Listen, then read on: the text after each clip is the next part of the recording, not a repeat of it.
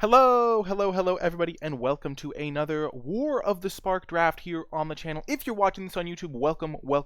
Before I dive into the draft, I do want to remind you that if you enjoy the video, be sure to hit that thumbs up. If this video gets to 50 thumbs up, I will do a draft analysis after the fact in written form and post that to the community tab of my YouTube channel. So if you want to have access to that and you want to support the channel and the video, be sure to hit that thumbs up button. And in order to have access to the community tab, be sure to subscribe to the channel. It's a great way of supporting the channel. It's 100% free, and it'll give you, if you enable it, updates whenever I post new content, so you can catch all of the latest videos and War of the Spark draft videos. If you have any questions at all about the draft or about the gameplay, be sure to leave those in the comment section down below. I really do enjoy interacting with all of you. And yeah, if you want to catch me streaming live, you can find me on twitch.tv/NicolaiBolas. Hello, Radalorian. I am doing very well as well. And let's dive right in. Last time I did a very in-depth analysis of each card, and I got some mixed reviews on it. I think some people really liked it. Some people thought it was a little bit too in-depth. I think 40 minutes on the draft portion was a bit long, but I'll put a link to that in the that draft video in the description below. But I think I'm going to do a little bit less in-depth, but still quite in-depth, especially on the early picks. But once I've settled into my colors, I think I'm only going to try and talk about the cards that are in my colors, because that'll be better. Okay, doke. So Soul Diviner is a very powerful rare. Blue-black for a 2/3, like 2-mana 2/3s are already like a solid body, and then the fact that you can draw extra cards by removing counters from planeswalkers or creatures. There's not a ton of artifacts that have counters, and there's not really lands that have counters other than Blast Zone, but you can just get some extra values from your planeswalker this way. If you have a planeswalker sitting around on 1 loyalty, you can draw a card. Soul Diviner is a very strong card. That being said, it is a gold card, and we are no longer in a guild set where you're heavily incentivized to draft a certain 2-color pair, so Soul Diviner does take a pretty large hit from the fact that it is a gold card, especially compared to other cards in this pack. The uncommons, Rally of Wings, I think is unplayable. Untapping your creatures is just not worth a card in limited, and you're not going to have enough flyers to make that relevant. That being said, the other 2 uncommons are quite good. Vizier of the Scorpion is really nice. Giving your amass token Death Touch means that even if your army token is smaller, you can feel pretty confident that you can just trade it off, and then all of your amass cards get a lot better, because if you're giving your guy Death Touch, then it'll just be a constant stream of 1/1 Death Touchers, and that's just really good against certain decks that rely on big creatures to finish you off. So Vizier of the Scorpion, I think, would be my pick over Soul Diviner pack 1 pick 1, just because Soul Diviner, a little bit harder to get going. Soul Diviner does work with army tokens, like you can get rid of the counters on your mass. It's close. Soul Diviner versus Vizier. I think Soul Diviner, the fact that it's 2 colors is just a huge downside, so I think I would take the Vizier of the Scorpion over it, but it's really close, and I could see someone defending the Soul Diviner pick there, and after seeing Soul Diviner in action, it might just be completely busted. Vraska's Swarm Eminence is also an incredible card. A 4-mana planeswalker that can make 2 Death Touchers, is very flexible in the colors that it can be, and it can be either blue decks or green decks, so you have a pretty high likelihood of being able to play it. Means that Vraska is a card that is really nice to take early. And the Death Touchers are very good in this format because they can just take down planeswalkers, and they demand an answer, and there's not really a ton of good blockers for them. So I think Vraska is better than Vizier of the Scorpion. I think that's going to be my pick out of this pack. The only really noteworthy commons are Jaya's Greeting, which is probably the best red common. It is very good. 2 mana to deal 3 to a creature and scry 1. The scry just icing on the cake on a card that would already be pretty good. Instant speed removal. You can hold this up. You can kill a lot of the threats in the format. You can kill a lot of the flyers. Jaya's Greeting is a very powerful red card. And then Vraska's Finisher. The fact that this kills planeswalkers is really nice, because you don't have to commit so many resources to killing a planeswalker. All of that said, we're going to take the Vraska. It's kind of close with the Soul Diviner and the Vizier. I think Vizier is better than Jaya's Greeting. It's kind of close with the Soul Diviner, but Vraska's just going to make so many more of my decks that I think I'm going to take the Vraska. MTG Magic here. Welcome. Okie doke. So our rare is Fibblethp the Lost. That's probably the best I've ever said Fibblethp in my life. Not going to lie. This is basically Elvish Visionary, so it's not a super powerful rare in draft. That being said, it is always going to be a solid card in your deck. Like, just a solid card. Eternal Skylord is a card that I think is pretty good. Giving your army token flying means that it can kill planeswalkers easier. Having evasion in this format is really important, and there's not a ton of it in the format compared to other formats. So having Eternal Skylord is pretty nice. And then there's a Saheeli, which is really good if you have a bunch of non-creature spells, but you can't really rely on getting those before the draft starts. Looking at the commons, I think Enforcer Griffin's pretty good, because as I said, flyers are pretty nice. This is just a big one. Callous Dismissal is pretty good. You can bounce your own planeswalkers. Feeble Thip. No, I like Fibblethp. I think that's better. That's more accurate because there's no vowels in this name. Callous Dismissal, the fact that you can bounce your own cards is very relevant, so you should be keeping an eye out for when you can do that. I think this card's pretty good. I think it's a little bit worse than Erratic Visionary, though. This card just being able to loot through your deck. Currently, I'm on Eternal Skylord for this pack, but the other noteworthy common is New Horizons. This card, I think, is pretty nice, especially in a black-green archetype that can oftentimes support a multicolor sub-theme, so you can just play a bunch of colors. New Horizons is both ramp and color fixing, and it can enable proliferate, so I think it's pretty good for those reasons. That being said, I still think it's going to be a little bit worse than Eternal Skylord. I think Eternal Skylord is going to be a little bit better than Fibblethp, and I think that Saheeli is a little bit more of a constructed card, and a card that you don't necessarily want to build around super early in the, like, I'm not sure it's a card you want to be building around in the draft, because the reward is not as devastating as it would be in constructed, where you can have like all your cards be non-creatures. So that being said, I think Eternal Skylord is the pick. Probably second pick would be either Fibblethp or Erratic Visionary or Enforcer Griffin or New Horizons. I think I go Eternal Skylord, then I would go Fibblethp, and then I would go New Horizons Visionary, because the New Horizons is the same color as my Vraska. Yeah, but we're going to take the Eternal Skylord. Okay, so Sunblade Angel is a card that I think is really good if you can get some counters onto it. It doesn't share a color with my Eternal Skylord or my Vraska, but keep in mind Vraska is a very flexible card, so I could just see myself playing the Vraska in like any of the decks, and then just trying to figure out a second color to go with the black or the green. Sunblade Angel with Proliferate is just a really good threat. There is a decent amount of unconditional removal in the set, so you can't go too deep on just one card, but I think Sunblade Angel is going to be an effective card. Dovin Hand of Control, I had a lengthy debate on my YouTube channel with one of my viewers in the comment section. I forget exactly which one. I think it was, I don't want to say a name because I don't want to get it wrong, but I have in my head, I'm pretty sure I know who it was.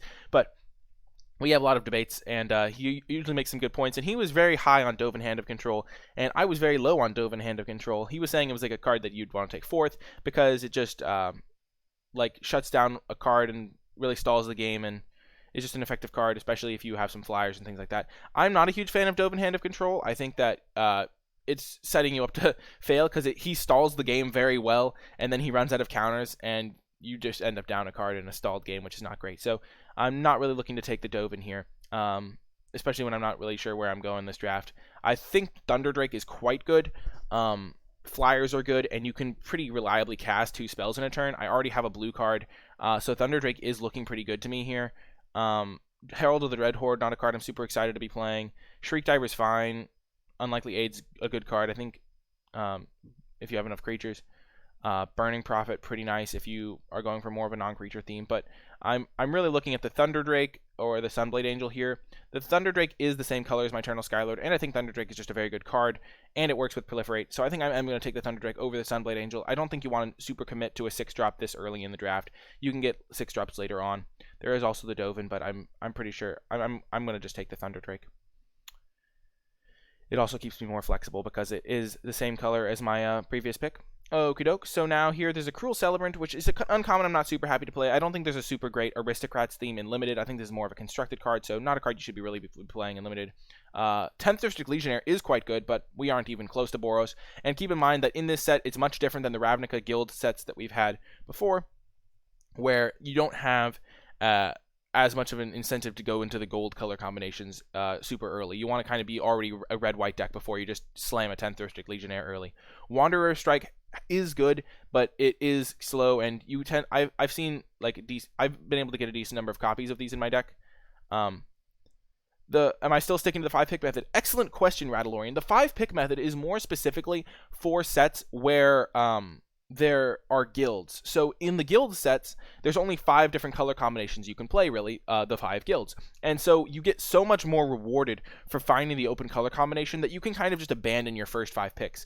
In normal limited formats like War of the Spark, you want to be a much more flexible approach than that, and so sticking to one of your colors, taking flexible cards like Vraska Swarm Eminence instead of gold cards. Like in a guild set where Dimir was a guild, I would have just slammed that rare, because there's only 5 color combinations, so I have like a 20% chance of playing it. Whereas in a set with 10 color combinations, I'm much less likely to be able to play Soul Diviner. Whereas Vraska fits into 2 different color combinations, so it's like a double colored card, which makes it even more likely I play it. I'm like 40% to play Vraska, if that makes sense. So you want to remember to adjust back and become more flexible in your picks. Wanderer's Strike is good, but Sorin's Thirst is the same color as my Vraska. It's also good. Cheap removal is at a premium. Then there's also 2 other cards I want to mention in this pack. Centaur Nurturer could be a good card to take. It helps you fix your colors. It helps you splash things. It's not really the direction I'm looking to go right now. I already have a bunch of expensive cards, which means I kind of want to have the Sorin's Thirst because it works with the Thunder Drake. It's cheap removal. So I think I am going to take the Sorin's Thirst. And then Saheeli Silverwing is just a fine playable. So I think between the Wanderer's Strike and the Sorin's Thirst, I am just going to take the Sorin's Thirst. It goes better with the Vraska. And yeah, that's pretty much half the logic there. It goes better with Vraska and keeps me in 2 colors. Instead of just branching into a 3rd color for Wanderer's Strike, which is better than Sorin's Thirst, I think, but it is a 5-drop, and I already have 2 4-drops and a 5-drop. Heartwarming Redemption, not really a playable card. It just doesn't do anything. Defiant Strike, like marginally playable, gets much better if you have cards like the Legionnaire that we just looked at. Teo's Light Shield has performed well for me because Proliferate's pretty good. I could take a Wall of Runes and then try to get one of those guys that sacrifices creatures. I don't think Wall of Runes is playable unless you get a guy that sacrifices creatures. I forget what he's called, but it's like a 3 mana 2/3 that you can pay 3 and sacrifice a card, and then Wall of Runes becomes a little bit better. Wall of Runes is also just like a fine body. I don't like Charity Extractor. I don't think 4 mana 1/5s are playable, and Lifelink on a 1-powered creature is not very good. Raging Crunch is nice, and maybe I'm supposed to like just take Raging Crunch. 3 mana 4/3. It can't attack alone, but it can block alone, which is quite nice. And I could just move into more of a red-blue deck, or a black-red deck, and keep my options open there. I mean, there's not really a ton I'm taking it over. There's a Snare Spinner, a Primordial Worm, and a Thundering Ceratox. They're not really great green cards, and I'm not really looking to play green anyway. There's more of a black-blue right now. So I think the pick is between Wall of Runes, Unlikely Aid, and Raging Crunch. And since Unlikely Aid and Wall of Runes are relatively like mediocre cards, we're just going to take the Raging Crunch, as I think it's the best card in the pack, and it leaves me more open to finding the open color combination. Okie doke. So looking at this pack, the cards that immediately jump out to me are No Escape and Vraska's Finisher and Burning Prophet. There's also a couple green cards. Crawl Stinger is a fine card. Centaur Nurturer, I already mentioned, is a pretty solid card. And then Encouraging Crisis, if you have enough Proliferate, might be playable. I'm not really starting out with it being playable, but it's a card that might be better than I think it is. No Escape is a card that I initially thought would be bad, but the format seems relatively slow right now, and being able to counter the Planeswalkers is really good. Especially, it just is a way of locking up the late game. If you can get ahead on board and then start holding up No Escape, it's just a really nice, effective way to kind of stay ahead. And yeah, Vraska's Finisher, a card that just I already mentioned, it can take down Planeswalkers, which make a little bit easier, which is nice. So what do I want to take here? What do I want to take? I'm not really looking to play the Goblin Assailant. Burning Prophet is not good enough to justify, I think, taking over either the Finisher or the No Escape.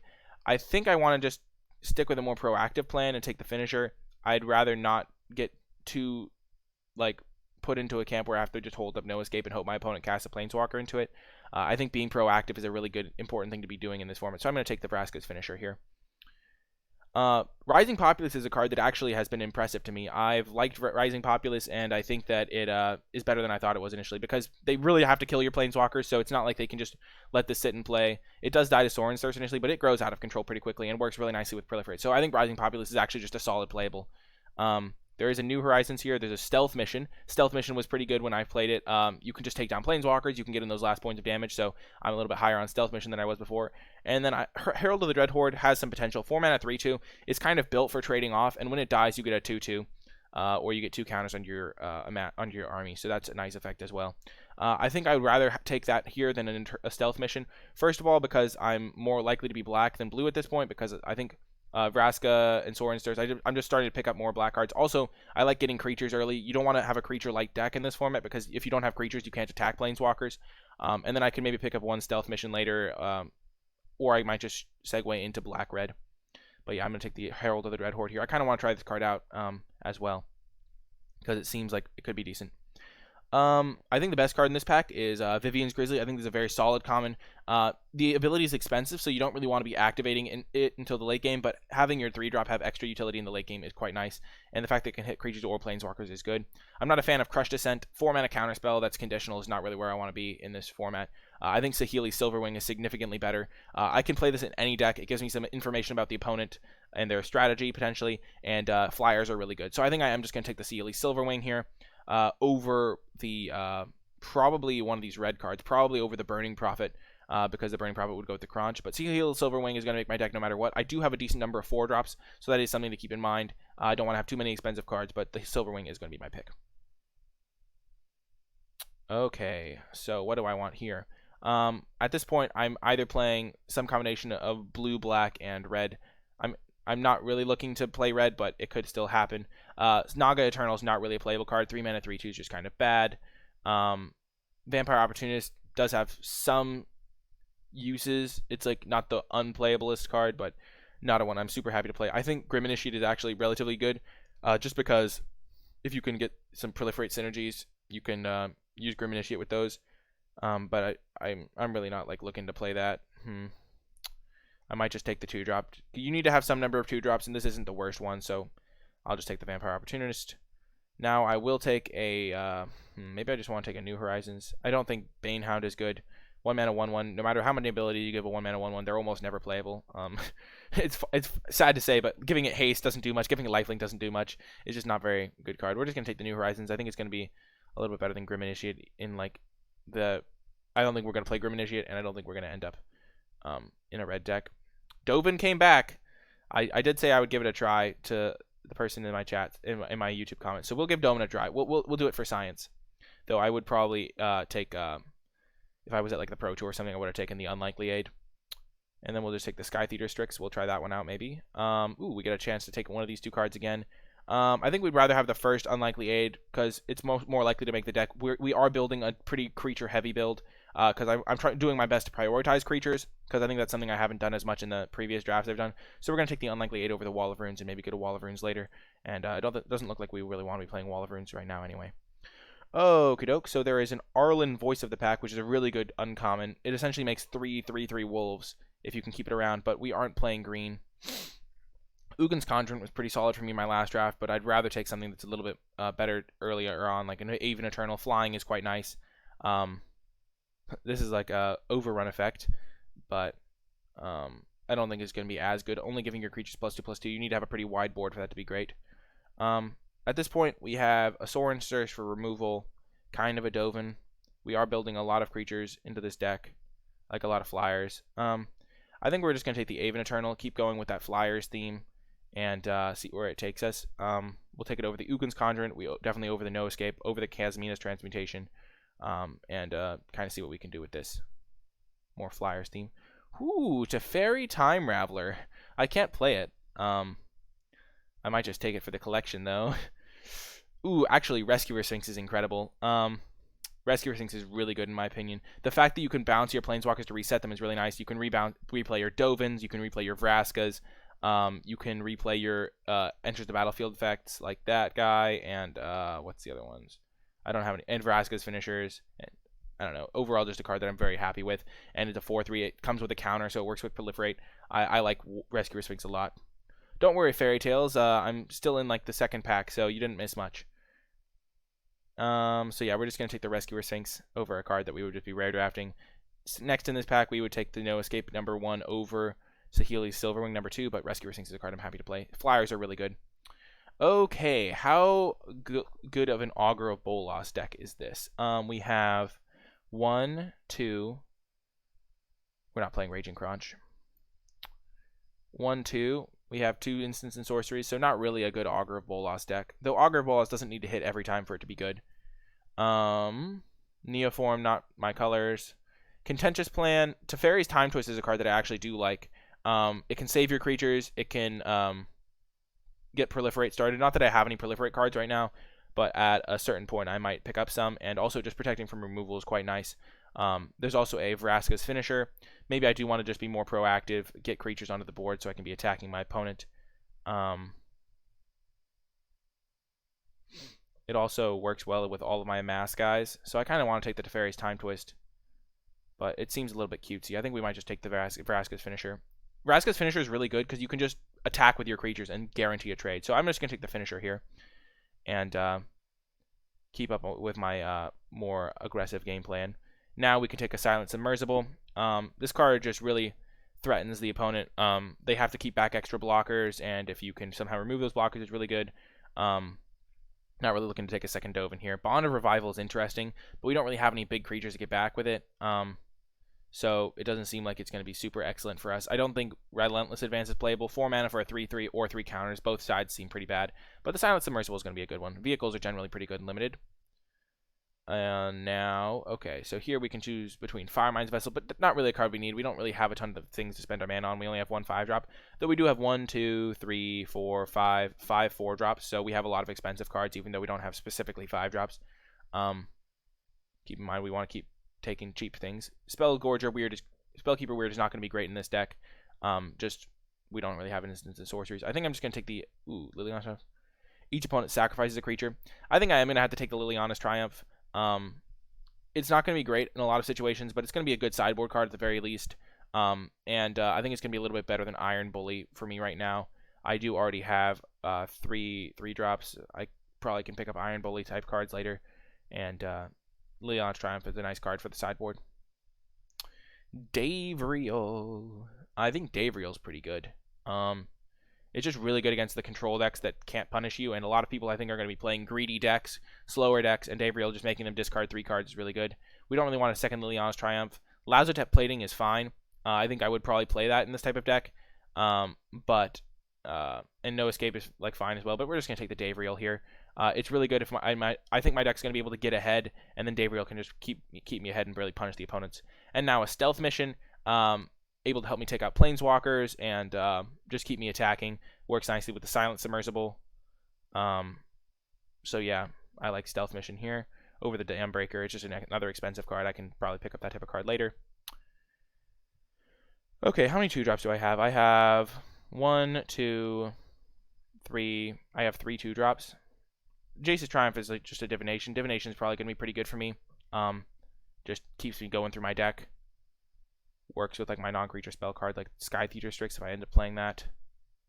Don't really want the Charity Extractor. Prismite's going to be pretty miserable when I'm not splashing, so we're just going to take the Jace's Triumph here. And Kasmina's Transmutation Wield. That's probably a good thing to know for all you people that try to game the system on Arena. I try to just treat Arena drafts as if they're real drafts, because just talk through them like that. But if you're trying to game the system on Arena, Kasmina's Transmutation will wheel for you probably. We're just going to take it here. We do want that extra removal effect, even if it's not the greatest removal for our deck. Now we have to pick between Sunwing and No Escape. I think we're going to take the No Escape. We already have a Sunwing. We already have like 5 4-drops as I mentioned. So just get a little bit of a cheaper card. And now that Time Twist came back as well, I'm pretty happy to get the Time Twist. Proliferate. How many cards do we have that work with Proliferate? We have, this guy has a mass. This card cares. This card has a mass. That's 3. This guy 4, 5, 6, 7, 8, 9. This guy kind of works with it. So like 9 cards that care about Proliferate versus a Time Twist. The thing is this card, a lot of the time you're going to have to cast it on turn 2 or something. I don't know. I don't think we... it's tricky. I think we're just going to take the Teferi's Time Twist. But it could be wrong. And now we'll take a Bond of Revival. Maybe we'll get a big creature. Naga. And Davriel's Shadow Fugue. Well, that was nice. Good job, guys. We opened the best rare in the set, and it's in our colors. So definitely taking Liliana here. I do like Cyclops Eternal Electromancer in the right deck, and Mowu is just a sweet card, but we're just going to slam this card. There's not really much to talk about here. It's just the best. Band Together is pretty good, but obviously not taking that. Hello, Liliana. And now Kasmina. That's probably like one of the best uncommons. So we're going to take Kasmina over Obnixil's Cruelty now, because Kasmina is also excellent. I do like Obnixil's Cruelty, but Kasmina is just going to be very good for our deck. And now we'll Commence the End Game. Even more, 3 good rares in a row. Commence the End Game is going to be another great late game card for our deck. This pack is kind of like draft on easy mode. And now a Lazotep Reaver, pretty clear pick here. There's nothing really else for us. The only other card in our color that's like good is Tidebreaker Giant. We already have a No Escape. We already have an Unlikely Aid. We don't really want to double up on those, and this is a very good 2-drop. So yeah, our deck really came together here. And now we're getting on-color uncommons that are really good. Yeah, Tyrant Scorn is great. Destroy a creature or bounce a creature. So definitely taking that. Maybe Contentious Plan will wheel. You can always hope. So it turns out we would have ended up in a deck that could play the Lazotep Reaver, but I think our deck ended up good regardless. Aid the Fallen is actually going to be good in our deck. We can return. We have 4 Planeswalkers. We have Davriel, Kismina, Dovin, and the Vraska. So Aid the Fallen is actually going to be great in our deck. So definitely taking that, because when you have Planeswalkers to get back, it just becomes really good. We could take another Aid the Fallen. I think we're just going to take a second Thunderdrake though. Thunderdrake is quite nice. And now Contentious Plan actually becomes great in our deck. Like, just becomes actively good. We'll look for Sky Theater Strix here. More 2-drops are probably better. We'll take that. Maybe our opponent has a really good card that we have to potentially counter. Duskmantle Operative's a nice one. Another Unlikely Aid over a second No Escape I think will be a little bit better. We are still a pretty assertive deck. Second Contentious Plan. Yeah, this deck really came together. Holy smoke. Hokey smokes, Bullwinkle. Let's, of course, change the card back to be this Sweet Soul Ring. Oh my gosh, this deck is insane. Okay, so we have... Let's just get rid of all of our worst cards. Our deck didn't used to really be able to play the control game as well, but now we... And we have, like, a lot of creatures. How many creatures did we get? We only have 14 creatures. I was really trying my best to get creatures. That's why you have to make sure you take creatures, folks. We're going to cut the Unlikely Aids. The Vraska's finishers kind of fill that role of helping your creatures like do well in combats where they wouldn't normally. Pack 3 was incredible for us, not gonna lie. I don't think we want Liliana's Triumph. I think we have, because we have this, we have, how many removal spells do we have? We have Sorin's Thirst, Tyrant's Scorn,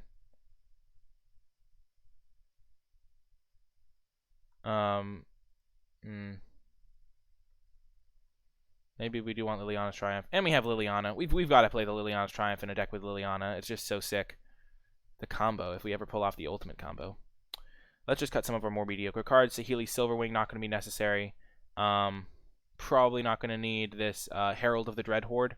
Though, let's just see. We do want to make sure we keep enough creatures. So we want to keep at least 13 creatures, I think, in this deck. And Sky Theater Strix is not great. Especially at blocking. Like, it's going to be a decent attacker. It's going to attack for 2 a lot of the time, maybe even 3. But it is not a great blocker. We're going to cut to Fairy's Time Twist, I think. I think Duskmantle Operative is a pretty solid 2-drop. Vampire Opportunist, we probably just need to keep it so we have enough creatures. And cheap cards to play. Like, look at our curve. Okay, we have a decent number of... we have... Okay. Need to make 7 cuts. See, my natural inclination is to just cut a bunch of my bad creatures, but then I don't have creatures, which is really bad. You need to have creatures in this format. And so I have these 3 powerful cards. I'm going to cut the No Escape. I think I'm more of a proactive deck. I want to be able to tap out, even though I do have a couple instants that I could maybe utilize. Man, this is so tricky. Contentious Plan might just be too greedy. It does work with like my cards. Stealth Mission is definitely a potential cut. I was thinking it works nicely with the Sky Theater Strixes. It just gives me like an extra 3 power and helps those guys out, but I could see cutting that. Yeah, let's just cut the Stealth Mission. And we're probably going to have to cut at least 1 Contentious Plan. We don't want to go too janky. Silent Submersible is kind of like a creature, but it's kind of hard to crew this.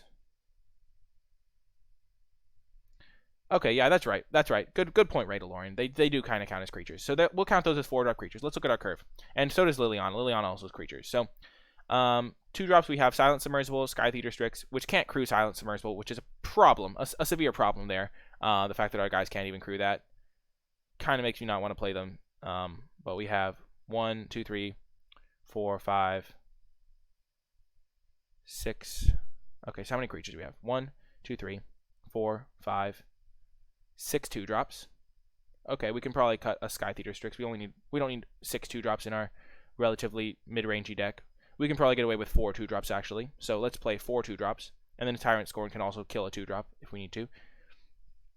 So let's cut the Sky Theater Strixes.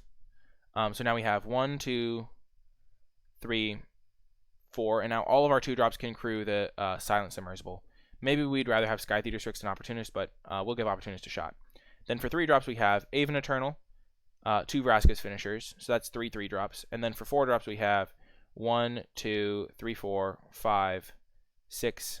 We'll cut a Herald of the Red Horde. We have a lot of 4-drops, and then we have cards that are more expensive than 4. So that's kind of just an exercise. You want to make sure you have things to do at every stage of the game. This can also be like a 2-drop in many cases.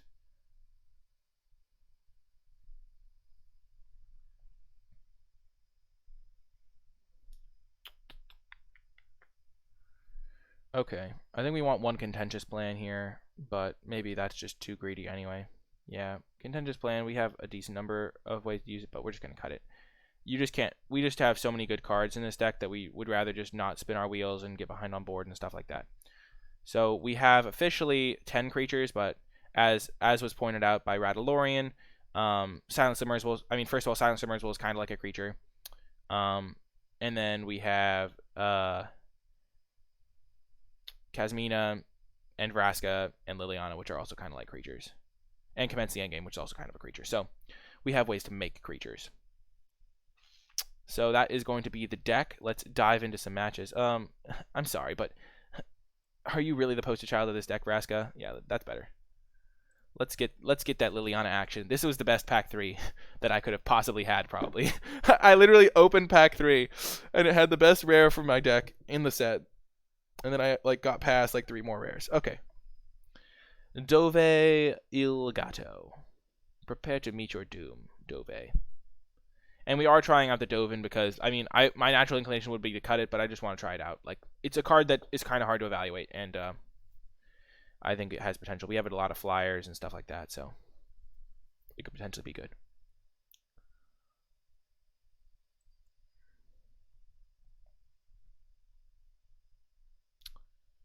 Okie doke. Opponent with the Bond of Flourishing.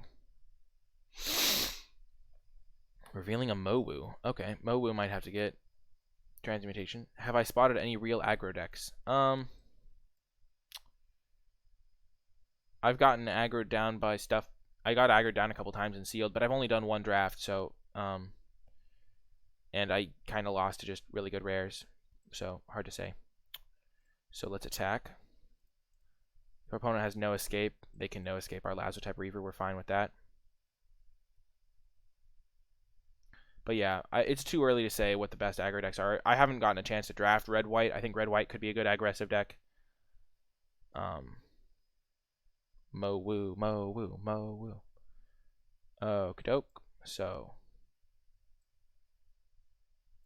this card can't be blocked with creatures with power 4 or greater. We'll just play Vraska, make a Death Toucher.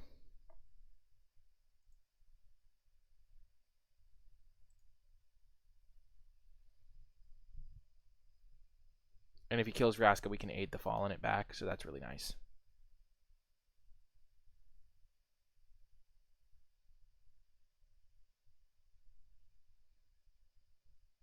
Oh, Mowu, you beast.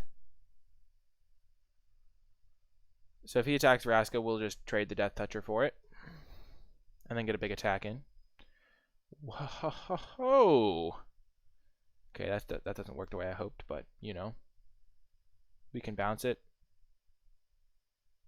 So we'll play the Eternal Skylord pre-combat. So now this guy has flying.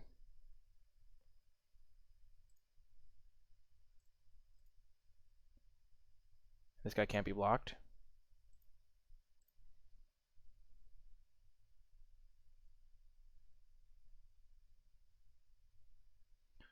And then that guy gets a counter, and then we'll make a new assassin. And we kind of hope this guy dies. So yeah, our creatures are pretty evasive here. Having a lot of creatures is going to be the key in this format. I was really actively working to take creatures in that draft because there's so many good non-creatures in the set that it's just hard to have too few. It's just easy to have too few creatures.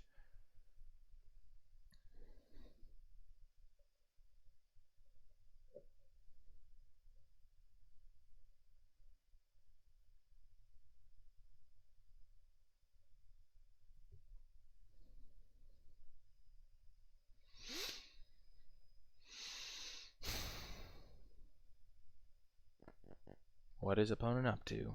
So they have 3 colors in their deck. As I said, a lot of people are going to be playing greedy mana bases. You can punish them. Ugin's Conjurant. Well, that card dies to our Tyrant Scorn. Okay.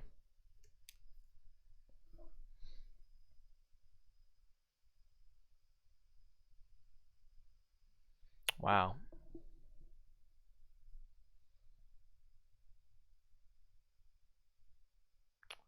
So, how do we want to work this? We can Tyrant Scorn to kill the Ugin's Conjurant. Because Ugin's Conjurant kind of shuts down my Vraska's things. And then I can attack for 1, 2, 3, 4, 5, 6. And then I can Kasmina's Transmutation that thing.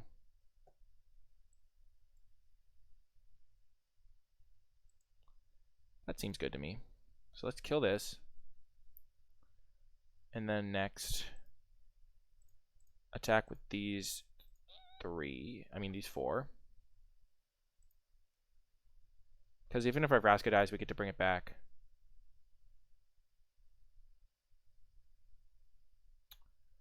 Okay, that was unexpected. I think we'll let our Vraska die so that we can bring it back.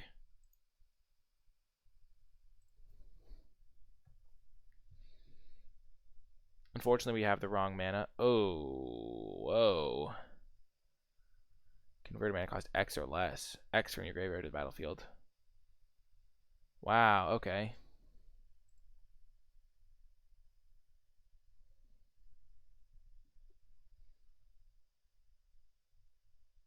So we're going to be aiding the Fallen next turn, so I think we want to get this guy going. No, we'll block with this guy. Because he's cheaper. And it's only 1 more mass anyway. We do want to kill this Sorin. Okay.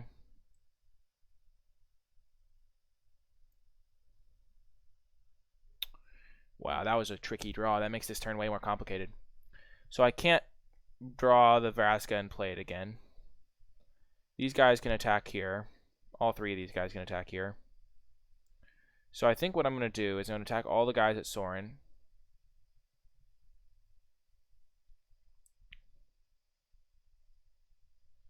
I could Kasmina's and then attack at his face with someone too.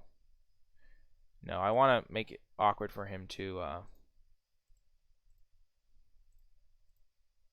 block with Mobu.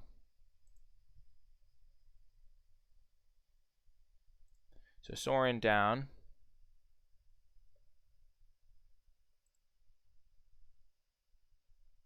I guess I didn't need to attack. I could have attacked face with one of those. That was bad. And now we will Kasmina's Transmutation this. And then we will whoa. You cannot do this to me. So we'll get both.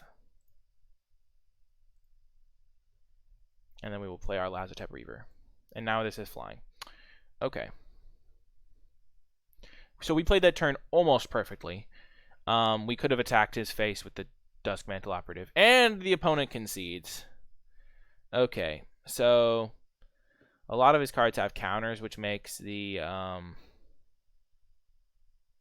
Kasmina's Transmutation a lot worse. No Escape is going to be much better against his deck because he has Ugin's Conjurant. So if we hold that up, we can counter a big Ugin's Conjurant. I think he's also a very slow deck, which makes that even better as well. The Liliana's Triumph seems good. Overall, I'm liking how our deck is looking. We aren't going to really need stealth mission, I don't think. So let's just try it like this. The Sorin's not a super threatening planeswalker. If he ticks up a couple times, he gets pretty threatening.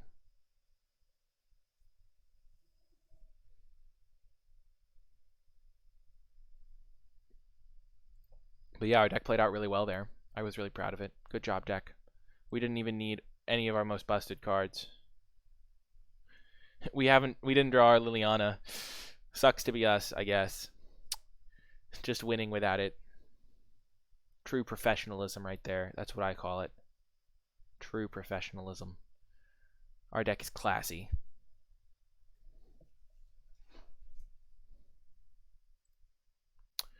There's always that secret fear in the back of my head that I forgot to hit the record button. Oh, this is a great hand. Oh, yes. Oh, yes. The evasion is key. Thank you, Julio Martini. I am pretty proud of how this deck is doing. It's always cool to stream. Streaming is cool.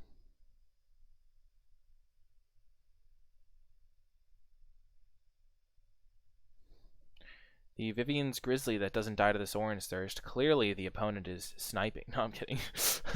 Oh, man. People always say people are sniping. I never think people are sniping. Especially me. Nobody would ever snipe my stream. Oh, man. Yeah. Okay, so now we have our counter spell. We have our Sorin's Thirst. I just realized my opponent played a black-white card, so they're 4-color. That's ultimate power. If he just activates the Vivian's Grizzly here, that'd be like a huge victory for me. Because then I can just play my Thunder Drake into Skylord. To commence the endgame. I will counter anything he plays here, though. Oh, yeah. Get out of here, Mowu. Yep. We're going to put this on the bottom. We'll draw a land by then. Oh, there's a Davriel. Okey-doke.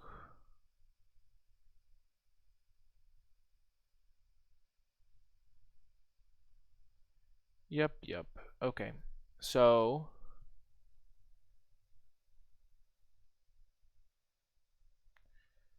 we're just going to keep playing our threats, keep things proactive, and then we can just pick apart his hand with Davriel at some point. Do we want to go for the block? Probably.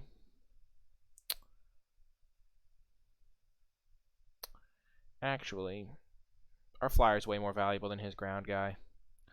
Our Eternal Skylord is just going to be able to block it so much better next turn, and we're at a high enough life total that it doesn't matter to us.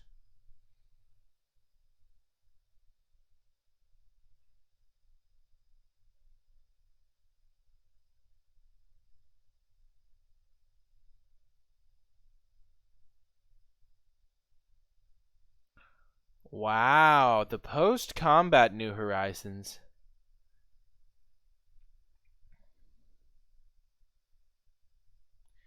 That's an ambitious play. Oh, man. Oh, the Wrangler, the Crunch Wrangler. Oh, yes.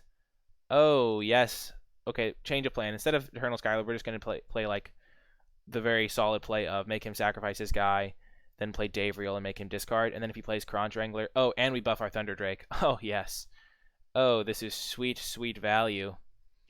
Not only but we got the counter, and oh, things are just rolling. Oh, he got rid of the Crunch Wrangler. That's sad. You make me sad. Oh, man, because we were gonna Sorin's Thirst that one. Aw, but it still keeps the counter. That's good. You don't have to bounce it, dude.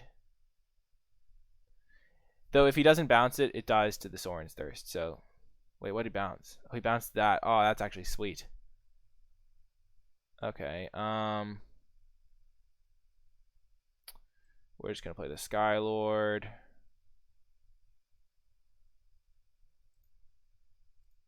Make him discard. No attacks. Hit him with that Dave reel. If he does attack us, we get to hit him back for 7, which is pretty nice. He got rid of a Centaur Nurturer. Is this guy worth a card in his hand? He might just be able to empty his hand this turn, so I think I'd rather keep my guy around, especially because he's just going to get bigger. And having a 5/5 flyer could be nice, especially the ambush 5/5 flyer. Oh, yes. This is going to work out nicely. If only I could draw a land to save my life. So let's just start by zapping this one. Let's attack. That's what we wanted. It just makes sense to do it like that, and then we will Vraska's Finisher you. Boom. And then once we draw a land, we'll get that commence the end game action going. Put a couple counters on our guy.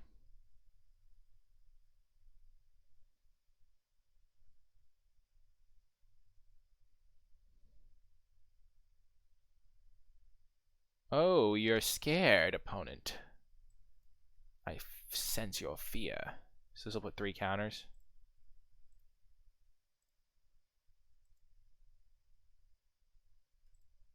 Sure.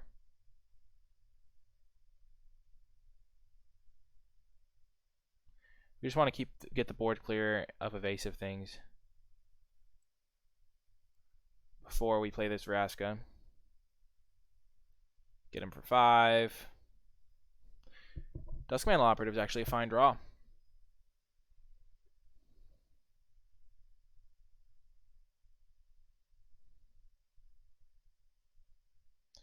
The Ugin's Conjurant, eh?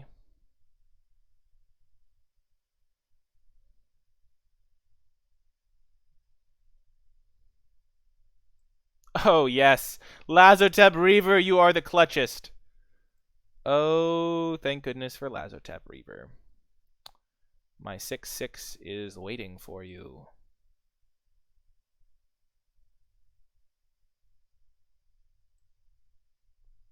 We'll just play our card that is impossible to block. 'Tis impossible to block with your 5/4 and 7/7. Oh no, Mowu! Mowu can block it. Oh, that's so sad. And he concedes the 6/6 army token in the sky. See? Oh my goodness, that was sweet. The deck is indeed awesome. Oh, we got so much gold for that. So much gold. Who needs Liliana when you just have sweet commons and Vraska?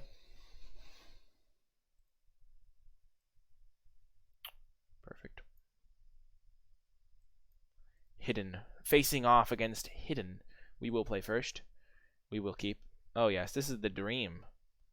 Lazotep Reaver, bounce Lazotep Reaver, play Lazotep Reaver. Oh, the value! So much value. Always lead with Swamp when you have Sorin's Thirst in your deck. On the off chance that you might want to play it on turn 2. In this case, we don't. We're just going to lead with the Vampire. And no, we're going to lead with the Lazotep Reaver. Lazotep Reaver is better here because traditionally you'd rather play the higher powered creature, so if he plays like a 2/2 here, we can attack. But since our plan is probably going to involve playing Jace's Triumph and then play Rescuer Sphinx,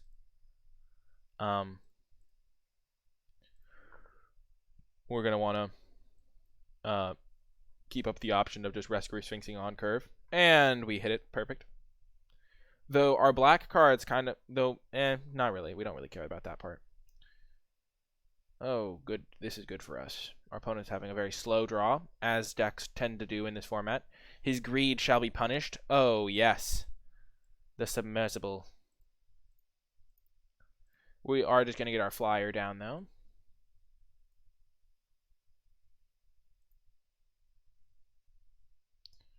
Getting that Lazotep Reaver available. So opponent is playing 3 colors. And he's got reach? Oh, you've got to be kidding me. Well, let's just attack with everything. Okay.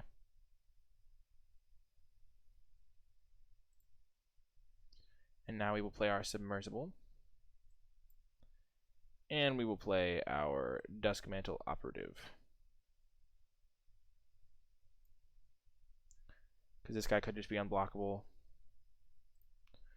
Now he's really under pressure. Under pressure. Do-do-do-do. Do-do-do-do-do-do. Pressure. Push it down on me. Da-ba-da-da-da-da-da-da. I don't know that name of that song. Actually, I think I do. It's probably called Under Pressure. Judging by how songs are named, that's almost definitely its name. Oh, Cranko. Oh, Cranko must die. Oh, Cranko cannot be allowed to stick around. Stick around. We are actually going to go for the awesome play of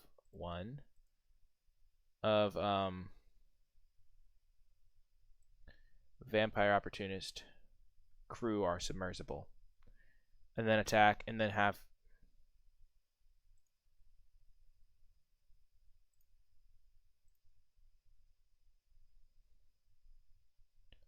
and this way if he has a pump spell, which could be pretty likely,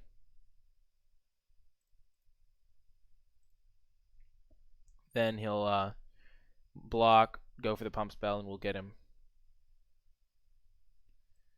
Oh, I never doubted myself. I had a feeling that was going to work in a way that was favorable towards me. See, you don't want to get too greedy. I've been reading The Art of War, a chapter every night, and The Art of War says that first you know your enemy, then you know your... Dang, I forget the way... No, it's... If you know yourself and you know the enemy, then you cannot be defeated. Of course, he has Sunblade Angel, which just completely hoses me. But we have ways to deal with that eventually.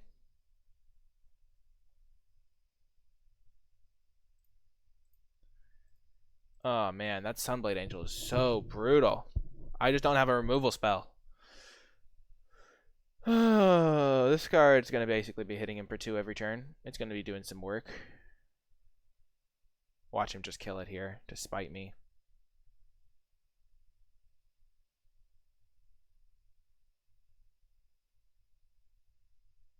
Okay, that's really bad. Oh, that's so bad for me. I have to kill it twice now?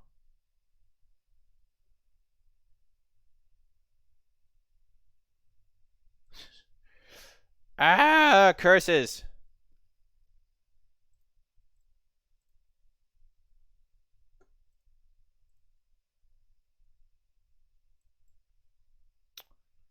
Never fear. Eventually we'll get up to 14 lands, then we'll be able to double activate this.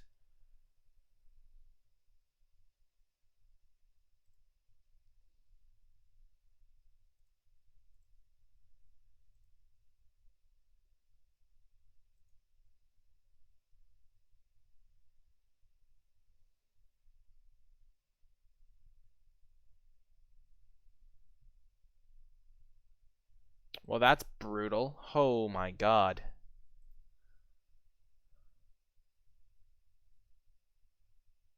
Not liking my odds of winning this game. Though we're not lost. We have Liliana in our deck. We have commence the end game plus our we could just draw our Eternal Skylord and be totally fine. Cuz then we can block this. Things are getting less and less favorable for us. The old 10 versus 6 lands. That's just when you're losing a game. Oh my god, is this enough? Oh, it might be. Actually, there's no way because he can just attack it with his flyers. So we're going to do that. We're going to do something a little bit fancy here. We're going to play our Liliana. We're going to crew this up with this guy. Oh, it has a little steering wheel. And then we're going to make each player sacrifice 2 creatures. We're going to draw 2 cards.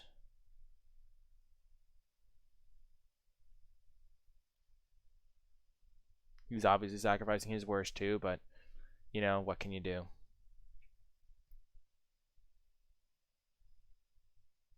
There's the Eternal Skylord.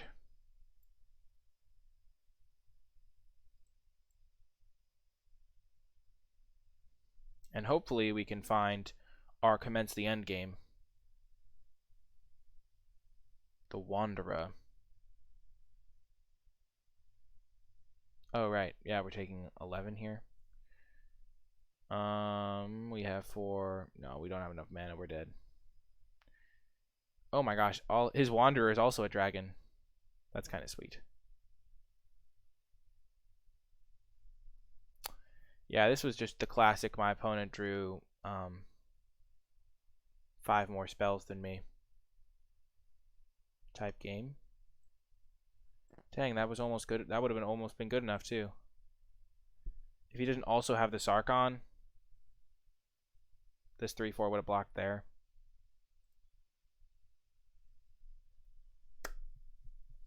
But yeah, we lose. Okay. So, we'll bring in the No Escape to help deal with the Sarkon. Davriel's Shadow Fugue is interesting. Stealth Mission's definitely going to be a key component here to help kill the Sarkon. And then let's cut...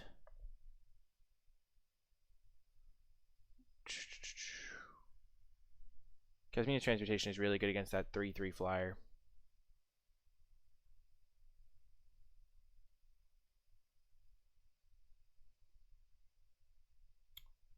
He has a board sweeper to kill all of my small creatures. So maybe I want to cut a small creature. No, that doesn't seem good. I want to keep my smaller guys, I think. Let's cut... Sorin's Thirst doesn't really have any great targets. It can kill Kranko, but I think we need it. Let's cut...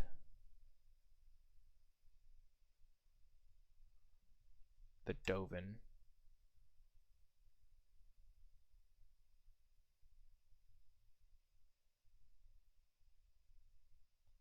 And the Vampire Opportunist.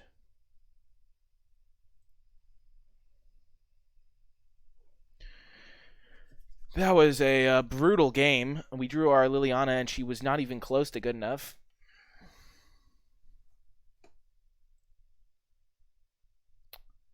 Yikes. I think we have to keep this hand, but it's not the best hand.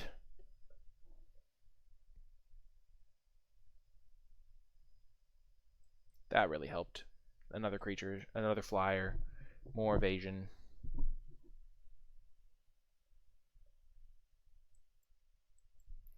We're going to save the Vraska's finisher if we can. Of course, perfect mana on turn 3 with no fixing.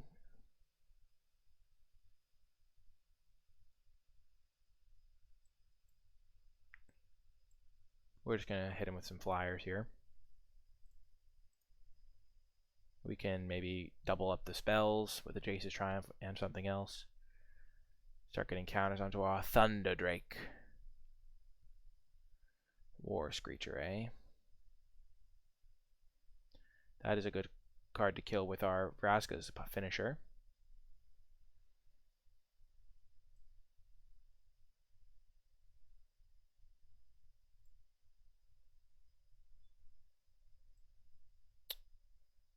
Let's just play the Casmina.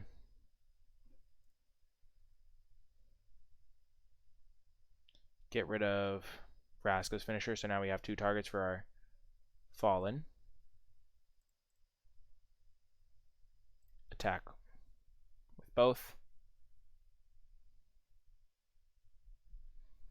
To get the opponent down a little bit. They can chip away. We can then Jace's Triumph and aid the Fallen in the same turn and get back the Casmina and the Vraska's finisher. Put a counter onto our Thunder Drake.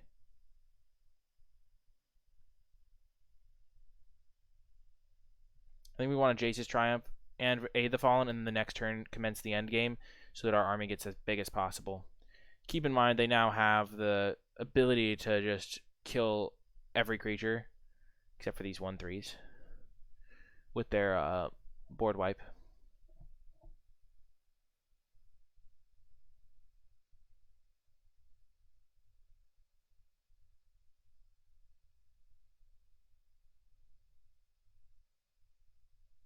So we want to go Jace's Triumph, then Kasmina, then Aid the Fallen. Get that counter. Okay, so Jace's Triumph. Then Kasmina. Discard Swamp. Then Aid the Fallen.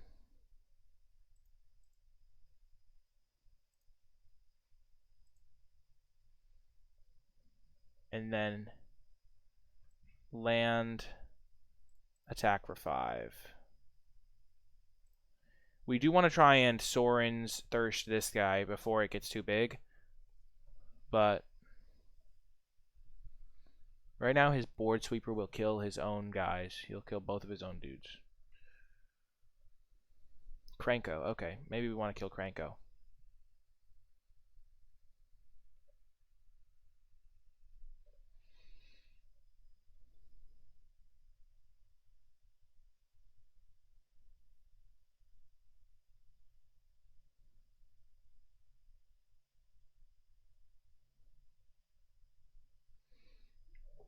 Okay.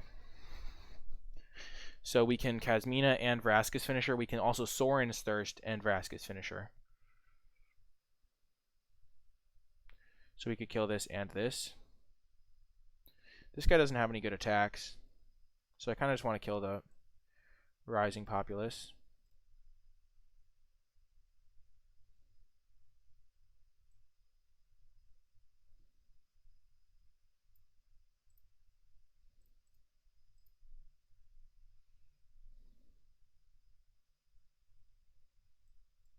So now we'll kill the War Screecher. Make our guy into a 4/5.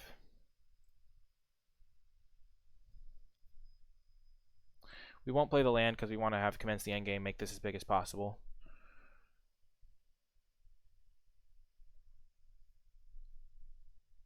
And we are casting that next turn.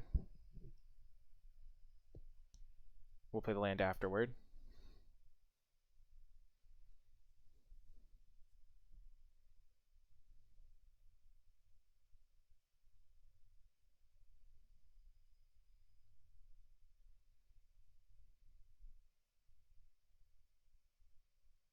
Haha! Wow, kills all of my guys. Brutal. Oh my god. That's unbelievable. He has multiple board wipe type cards. He set that one up beautifully.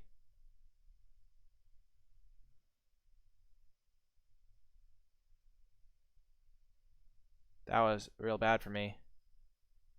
He'll make some goblins.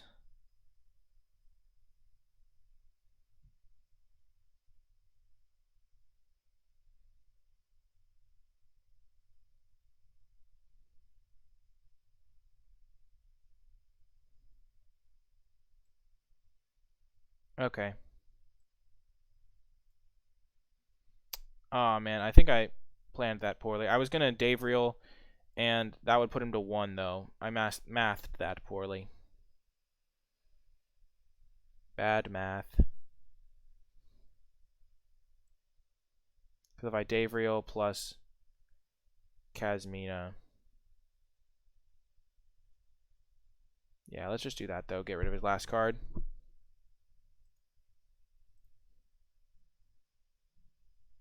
Whoa. Good thing we got rid of that one. Is that a sorcery? Yeah. Then we can Kasmina. No, we'll Vraska. Because that way we can kill the Krenko.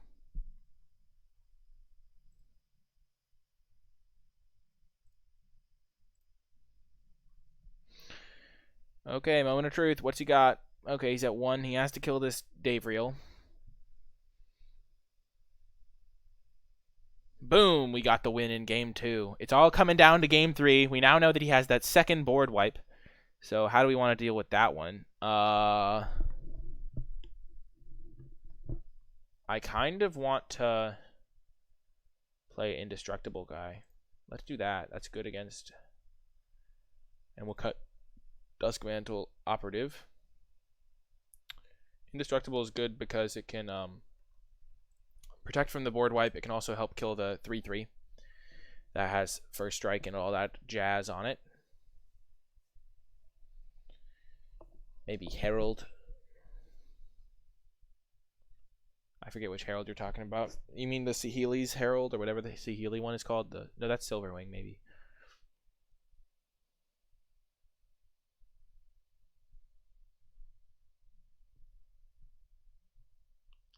Okay, this is a good hand.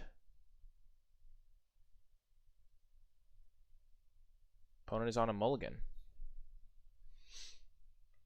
Oh, guy that amasses 2 when he dies. I still just don't think that card's very good. Opponent's on a mull to 5. There's our sideboard tech.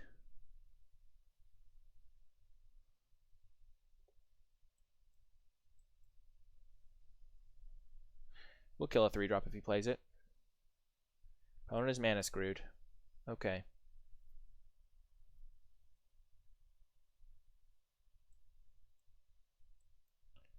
Definitely just gonna play the Thunder Drake.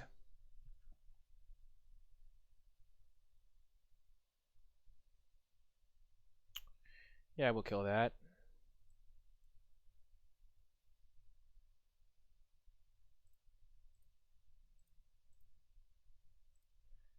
Poor opponent has a great deck.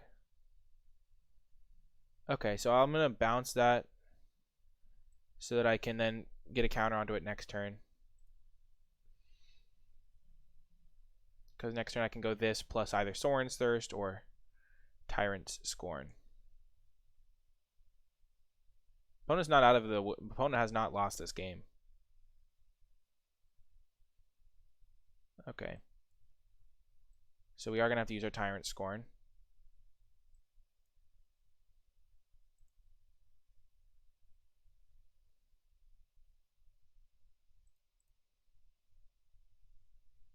Like, they literally can play, like, Sarkon next turn, and then I'm screwed.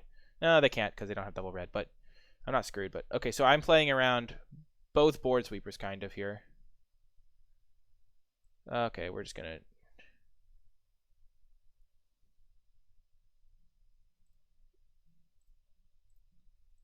The fact that all of my cards are the wrong colors is very sad to me. Let's just end the turn. We'll play around the red removal, the red board wipe by keeping up Unlikely Aid. Sure.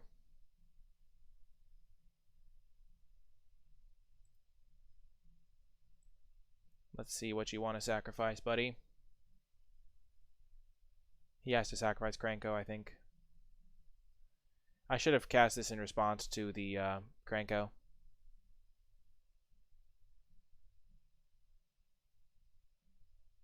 Sure. He gains 3. If I draw a black card, okay, that's good enough. So this, no, it's not. Oh, yes, it is. Yes, it is. Boom! Exact damage. Activate it just for shows. Boom! And we get the W. Whew! He had a very good deck, but our deck was better. Hooray! I mean, keep in mind when you're saying poor opponent that I also got flooded in game 1. That type of thing happened. So, like, it happens. It's part of the game. So, nice. Feels good to get that W. Kazmina BM. I needed to play the Kazmina to get the counter, but yeah, activating Kazmina was just a little bit of BM. Not really BM. It's just we will play first, and we have a good hand. Oh my gosh, Davriel on the play is going to just wreck this guy. Davriel, rebuy it with Rescuer Sphinx. Oh, so good. I'm so hyped. This is going to be the greatest. Davriel is so good on the play. Especially with like 2 chump blockers to protect him. And the Rescuer Sphinx to buy him back. Oh, yes. Oh, yes, indeed.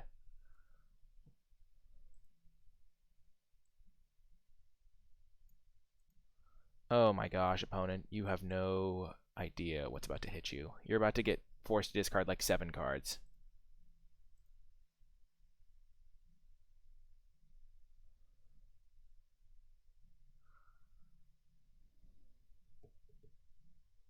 They're playing red. I think there's a 4-mana haste creature that's a 4/1, but we're not going to play around the 4-mana creature here. There's also the red-white card, but red-white aggressive decks don't usually play tapped Gateway Plazas, and yeah.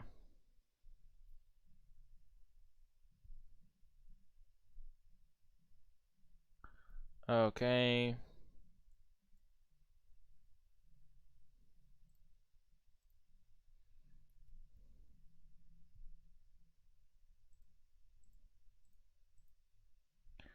So we will attack, and then we will rescue or Sphinx back our Davriel.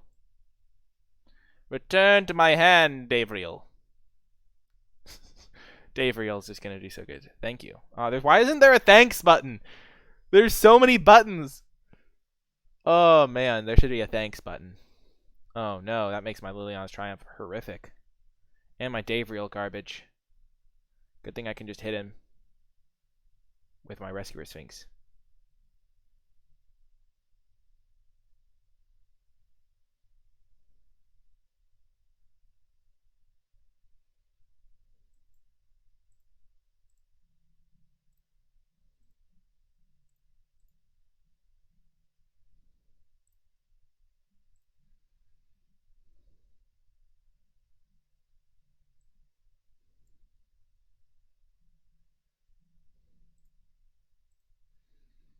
Yeah, this is a catastrophe for the opponent here.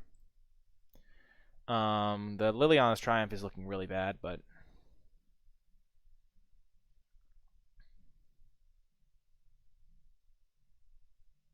sure. We'll double block Pouncing Lynx.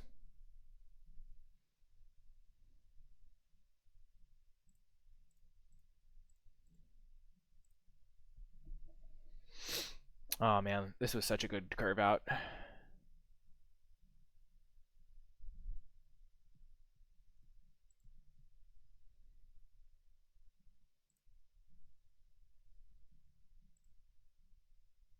Oh my god. Oh, that's so good. Oh my gosh.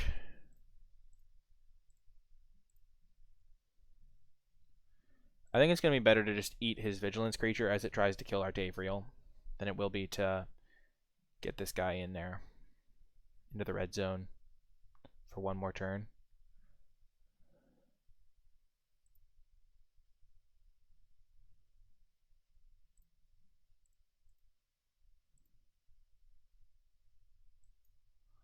Oh, little did he know that the uncounterable put 4 counters onto my creature was coming. I did this in the wrong order. Yeah, because if I had done it first, his Gideon's Strike wouldn't kill it. As it is, Samet's Sprint kind of gets me. Still, I get a lot of value there. And we will Aven Eternal.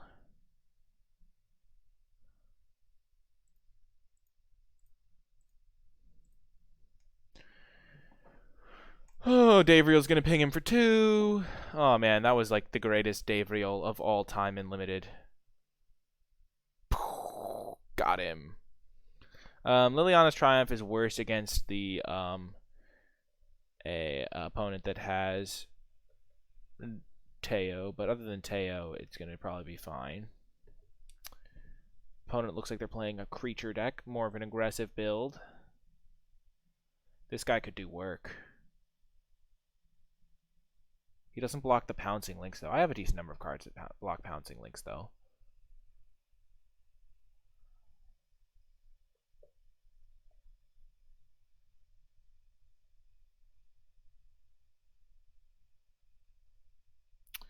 Do I have any real reason to bring that card in, though? I think our main deck configuration's good.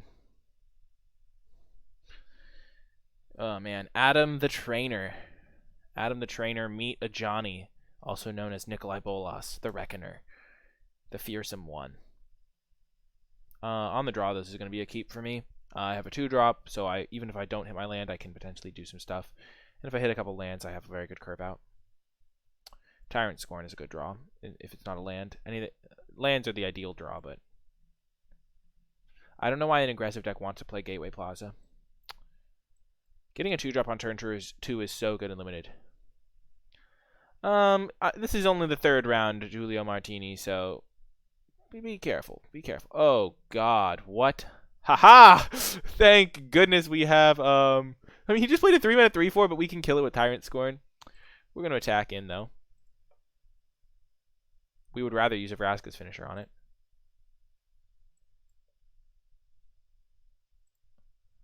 Yeah, we're just going to kill the 3-mana 3/4 flyer. Because that's bad for us. How do I say thanks? Nice.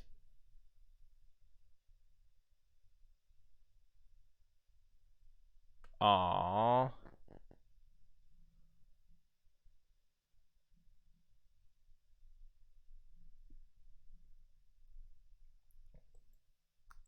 Kazmina to the rescue.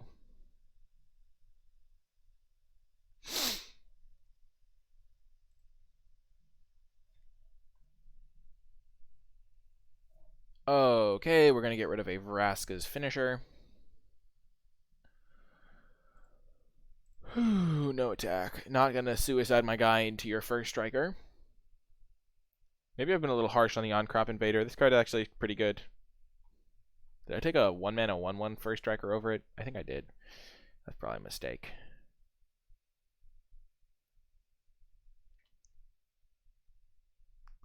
The Teo.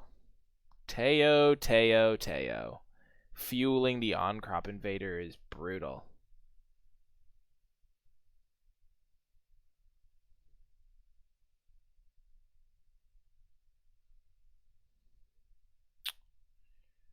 Do I want to double block? No blocks.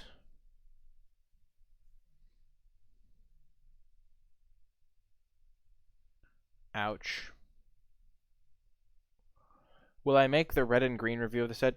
The set reviews overall weren't very popular, Fairy Tales 9, so probably not. Also, the set reviews are much less relevant once the format's actually like started to develop. Okay. We will attack there.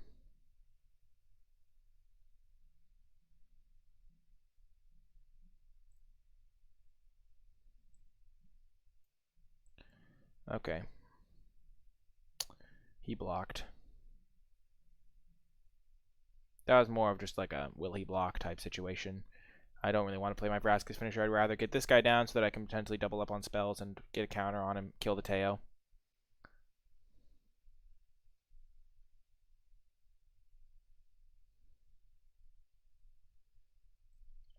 No blocks.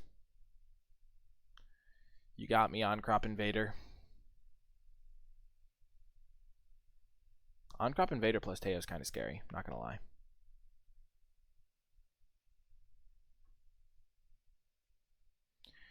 Okay, farewell, Teo.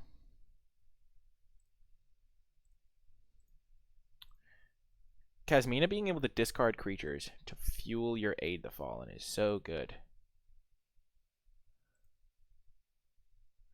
Liliana's Triumph is once again looking quite poor.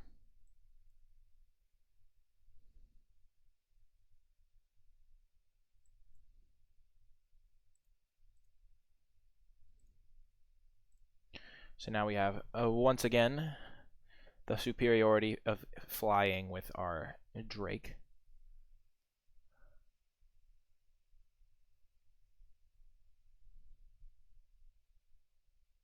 Yeah, overall, Fairy Tales is just, those ones are, it's just like, the time, oh, and my opponent concedes! They cannot beat the Thunder Drake! And also I had 6 cards in hand. Oh my goodness, another victory for the good guys. Overall, the set reviews just take a lot of effort, and they're not as popular as just playing, and playing's more fun anyway, and probably more helpful, to be quite honest. Okie doke, we're up to 3 wins. If you're in the chat right now and you think we'll make it to 5 wins with this deck, let me know. Just hit it in the chat. Oh man, you never know. 5 wins could be a possibility. This deck does have a Liliana that it hasn't even really drawn, so. Also, thank you so much, everybody, for tuning in. I really do appreciate everyone that hangs out. It's always a real fun time here on the stream. 5 wins easy. Rattlorian, having faith. I appreciate it, Rattlorian. Oh, this is going to be great. Oh, the submersible.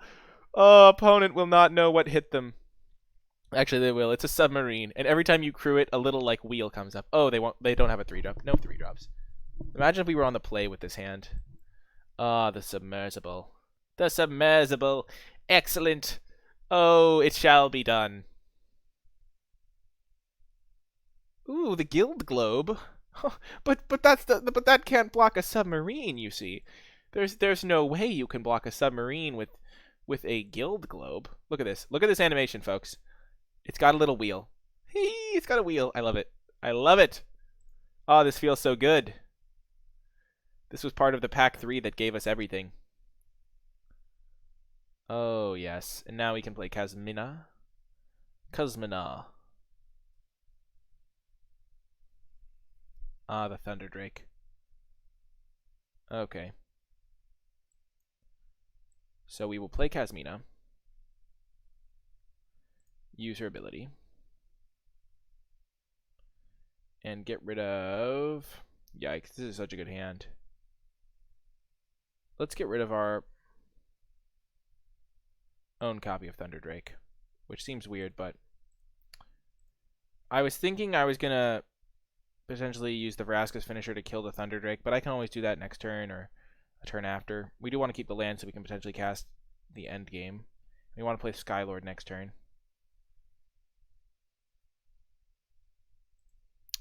The Flux Channeler, you don't say.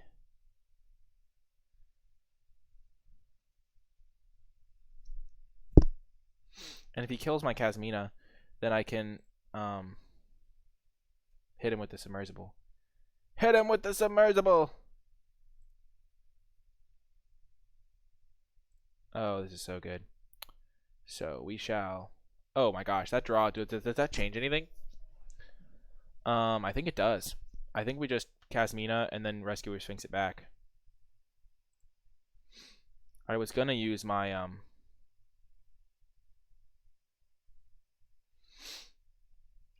what do I even get rid of here? Probably a land. I have a lot of spells.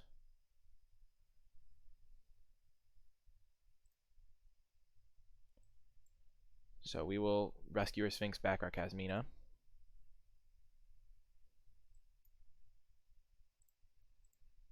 No attacks. And then we can just play the Kazmina and keep the looting going. Getting rid of a land might seem strange, but we like all of these spells and we don't want to flood and stuff like that.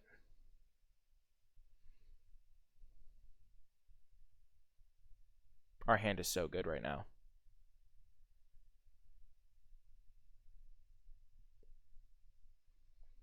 Good thing he does not have spells for Thunder Drake right now. Either way, our Vraska's finisher is going to take it down.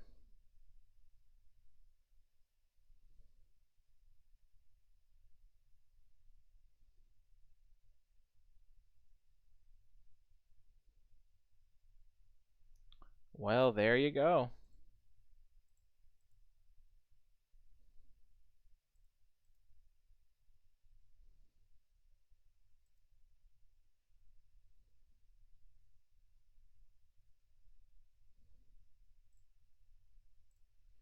Okay. So I think we want to just commence the end game this turn.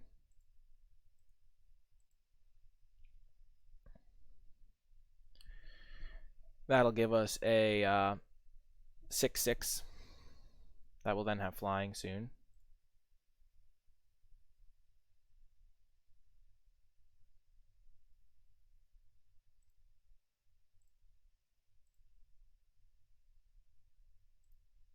Okay, I'm a little bit scared of the 6/7 Drake here.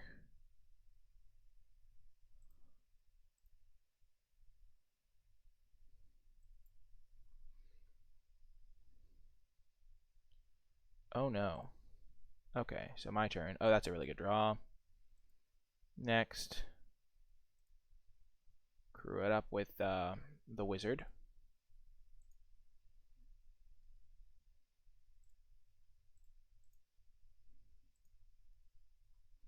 That way we can kill this Thunder Drake. Perfect.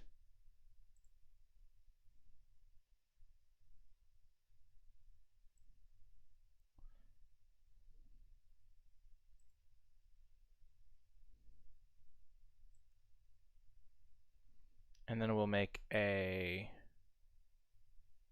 Death Toucher. I think this is going to be better than the Casmina here. And we can activate this if we feel like we are at risk of dying to this. Keep in mind, opponent would have to have a couple more spells to make it like actually lethal us next turn. And our Eternal Skylord could be good. Oh dear goodness me. Brutal.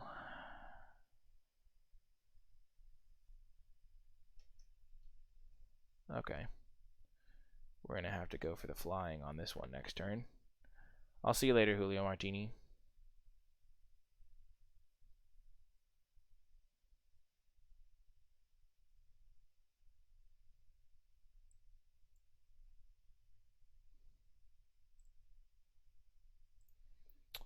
Okie-doke. So, send this face, face,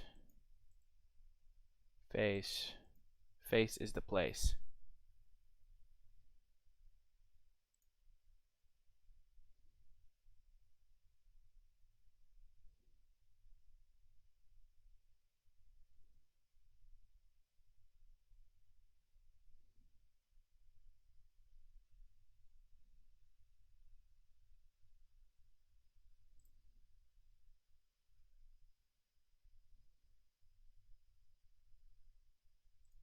Wow, weird blocking. I would have blocked the 2-1 there then.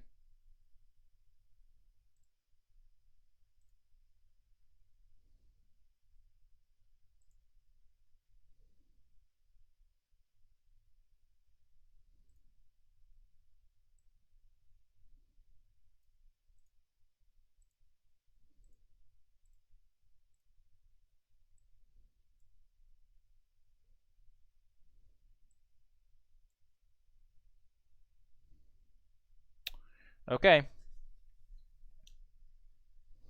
Hopefully he can't kill this 8/8. If he does, I'll be very sad.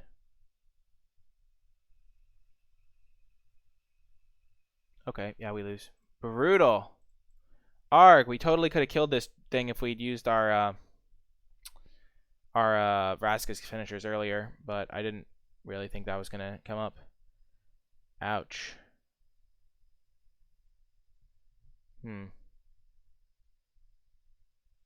Yeah, we're fine. We just could have played that game a little bit better. Not that we really anticipated it becoming an 8/9.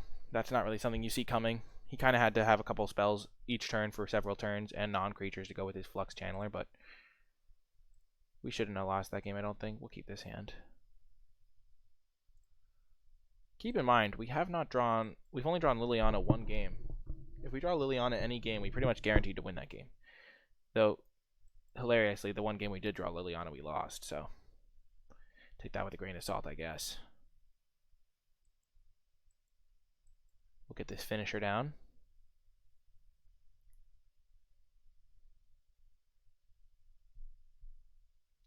Ooh, a Grixis. The Grixis build. Hopefully no God Pharaoh here. We're going to get the Vraska down first so that we can start getting those 1/1s bigger and bigger. He has mana to cast NicolaiBolas God Pharaoh if he draws it, if he has it.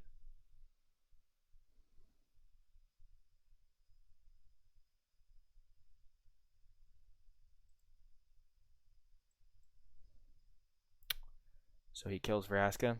Sure. Well, that's a good one.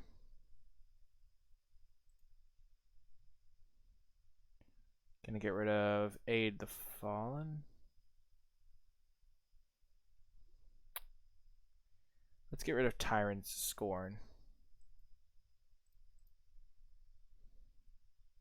It might seem weird, but I mean, I have Liliana, so just want to hit my land drops and have Aid the Fallen to get back Liliana if it dies.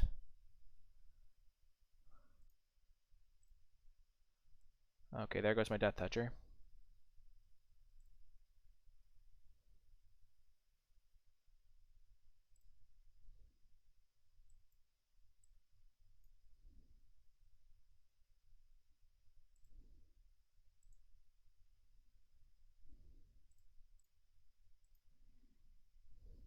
Play Liliana first, so if he trades, I get to draw.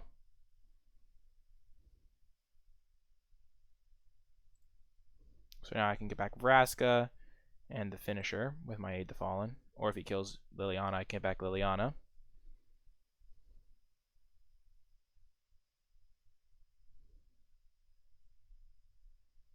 Yeah, playing a second creature there isn't bad at all when I have Liliana, is it?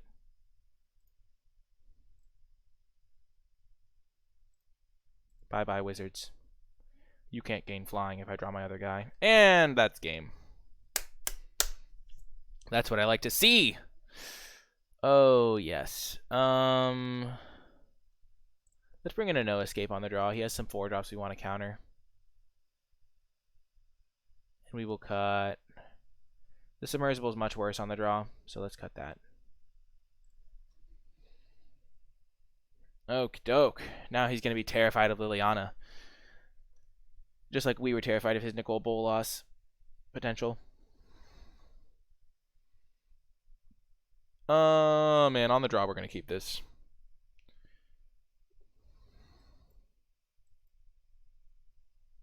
Play Swamp first so we can Sorin's Thirst on turn 2 if we want to. I am very happy just drawing lands every draw step until I get to my Liliana. Oh, the Liliana. So good. So good indeed.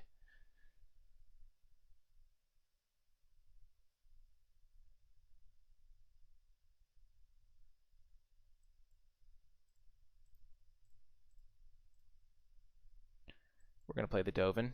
If it eats a counter, that's good for us. Yeah, that's perfect. That's exactly what we wanted Dovin to do. Dovin, you hero! You ate the counter spell that was meant for Liliana. What a legend. He's really willing to sacrifice one for the team. Okay.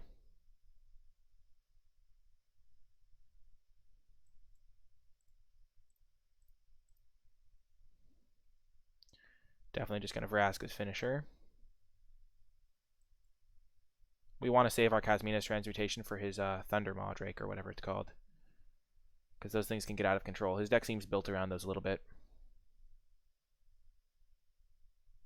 Guild Globe. Oh, you don't say.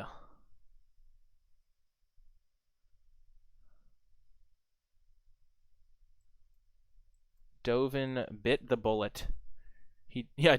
Oh my god, I just got that. Oh my god, he dove in front of the bullet. Oh, that's so good, Rattlorian. That was a good one. That was quality. Oh. Wow. I'm hurt. Please draw a land. Please draw a land. Please draw a land. Please draw a land. Please draw a land. Easy. I never doubted it for a second. Boom! Oh, and -4. La-da-da-dee, la-da-da-doo. Thank you for bouncing my Thunder Drake to keep him safe. That was very nice of you. Okay, that was not cool, bro. Well, at least our Kasmina's Transmutation has a target now. Become a frog. You cur. You cur. I did that in the wrong order, but we're going to make the 1-1 anyway, so.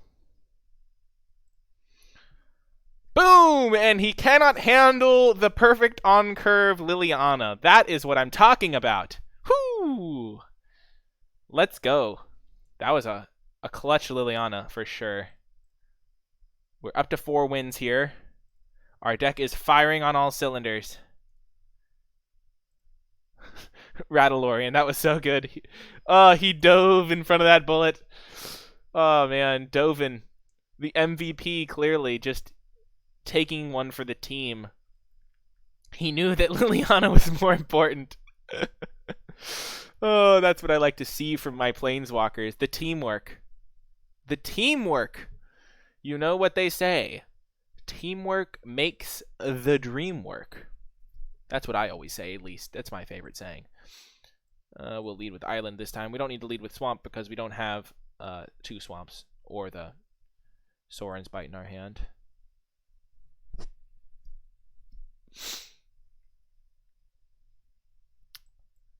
We will get down our finisher. The finisher. Vraska's finisher has been great. Very impressed with how this card has been performing. Okay.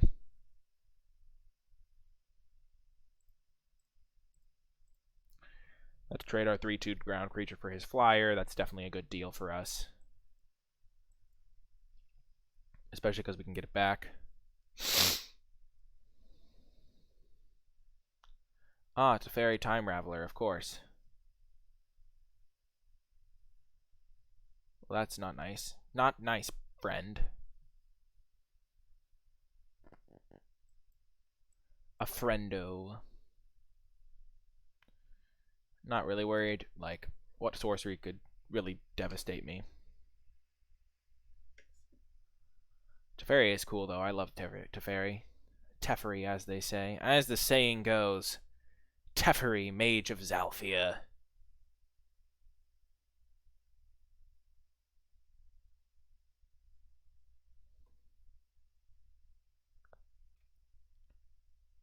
Okay.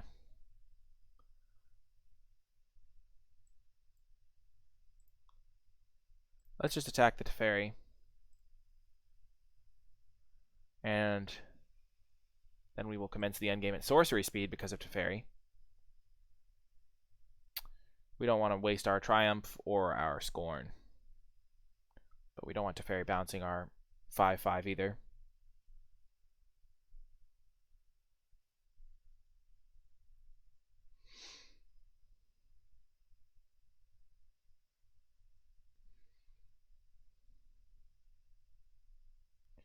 Yeah, we're going to Tyrant Scorn this thing so we can kill the Teferi.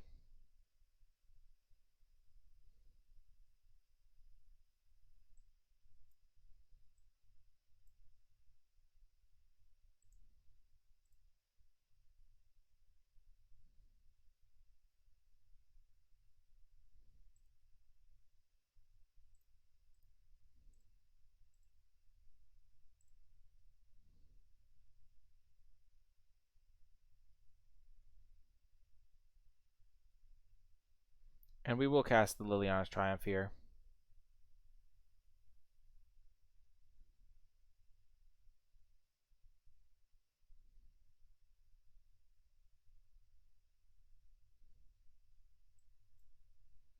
So we can get that extra counter. It's not going to get much better. Oh, perfect. We'll save this so that we can get back and play 2 spells in a turn for our Drake. For the Thunder Drake. Ah, Kazmina, I have been waiting for you. It is nice to see you. Ho ho. Prepare to get eaten by the Drake! Oh, the all-powerful Drake. King of all animals and creatures. I actually don't need to cast it right now. I can wait. I can be patient. Patience. Patience, my friend. You will have your vengeance. Whoa, he's got a splash card, looks like. Like, why wouldn't you loot that land away?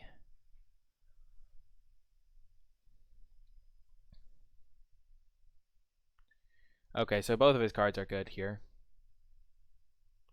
You know what was good for me? I found that Swamp was good. Because Swamp is justice.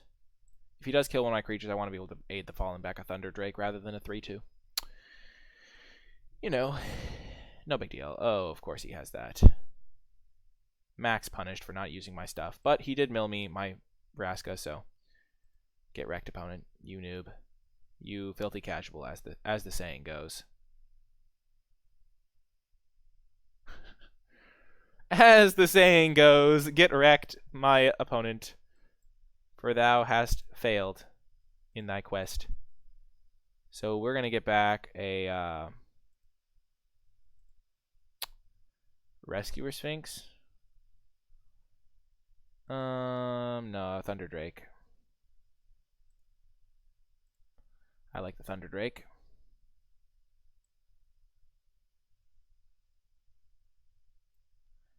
And then we will cast...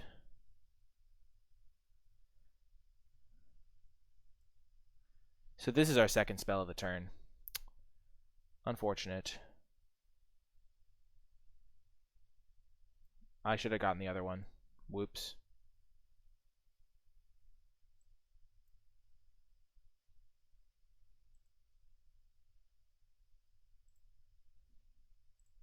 We're going to do this so that he can't proliferate his guy to be bigger. Wow, that was bold. I really hope he doesn't have bounce spell proliferate. I mean, I'm not proliferate, a mass one.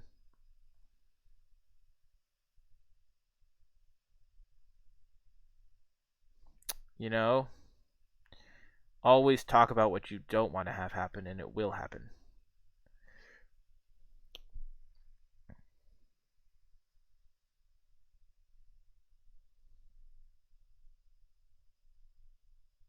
Yeah, we're just going to let Vraska go.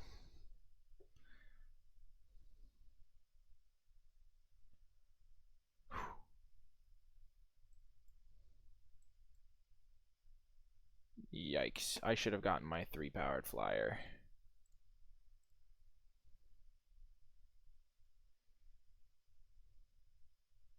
Mistakes have been made.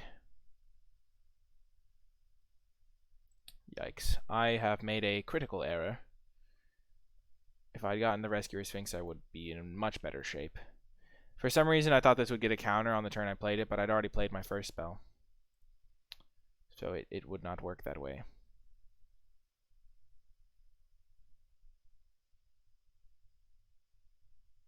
Oh. Wow. What? Oh, and he can get it back? No big deal. Oh! Oh, the Davriel for the win! Oh my god! Davriel's gonna win me the game! The opponent can't kill it! Oh, Davriel! You beautiful beast! What a rip! Oh, the passive on Davriel. Got him! I hope. Oh, you beautiful beast, Davriel. That was the best draw. Davriel, so good. Wow, this guy's deck is great. What a deck. He's got Enter the God Eternals and Time Wipe and Teferi. This is the competition we're against. I mean, to be fair, we have Liliana and like a couple other rares. I mean, not like our deck isn't also insane, but his deck is really insane. Whoa! Davriel, the hero we needed! Exact loyalty. Oh, yes, Davriel.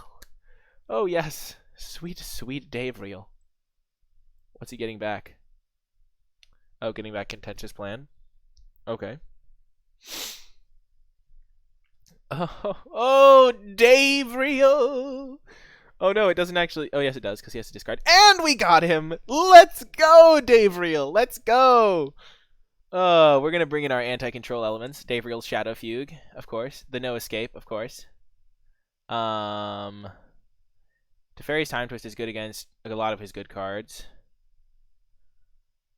Those three we'll bring in, because Teferi's Time Twist protects from his board wipe and from his 5-mana deal 4 card. What do we want to take out? Dovin's interesting. The Submersible could be good. Liliana's Triumph seemed bad in this matchup, because he has like the 0-3 and just a lot of expendable guys. Then we will cut Dovin. I think we'd rather have the Shadow Fugue, and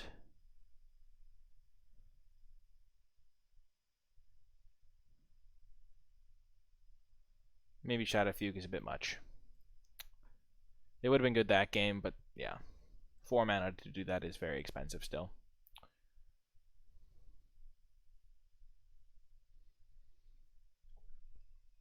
Oh man, on the draw, we're definitely keeping this one. Davriel has a lot of potential. Oh, and the opponent mulliganed. Hello, Griffin Miner. Welcome.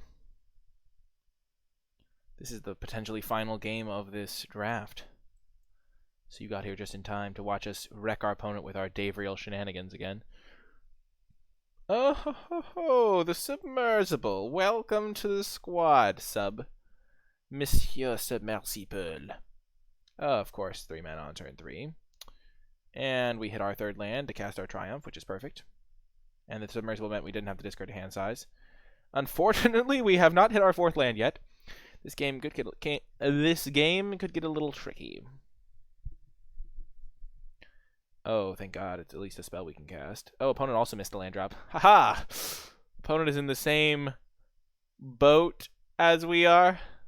I write my own jokes. No big deal. Oh, man. So we both are looking for lands. Oh, gosh. Oh, we've had some serious Davriel value this draft, Griffin. We went Davriel, -1/-1, Rescuer Sphinx, Davriel, -1/-1, our opponent. And then last game, Davriel came down when our opponent was at 4 life to just finish him off. Land? Oh, yes. We're going to do it again to start the Davriel engine. Start your Davriel engine. We'll -1 again next turn, then Rescuer Sphinx. Yeah, Davriel's going to be disgusting again.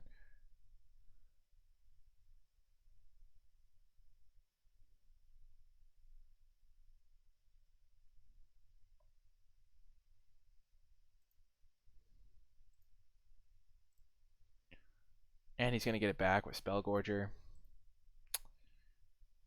Okay.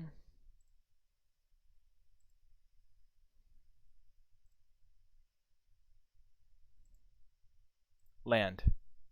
Perfect.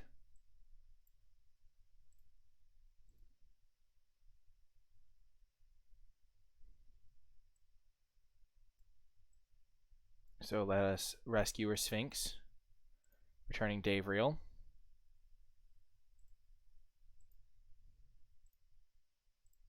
We'll trade off 4/4s if we can.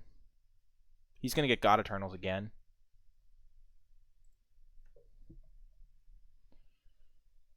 Ugh.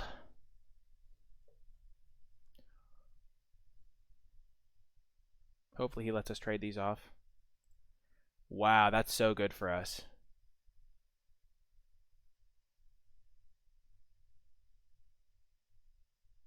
Well, that's not good for us. I am no longer happy with how that turned out.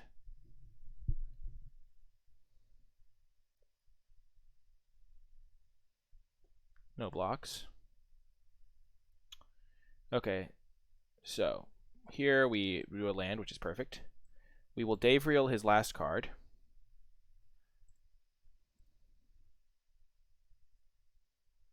We will Lazotep Reaver. Wow, his last card was Teferi's Time Wipe? Jeez. Then we'll sacrifice the submarine to block the zombie army. He has to draw a land here, so that and then he can Spellkeeper Warden one of his cards all in one turn.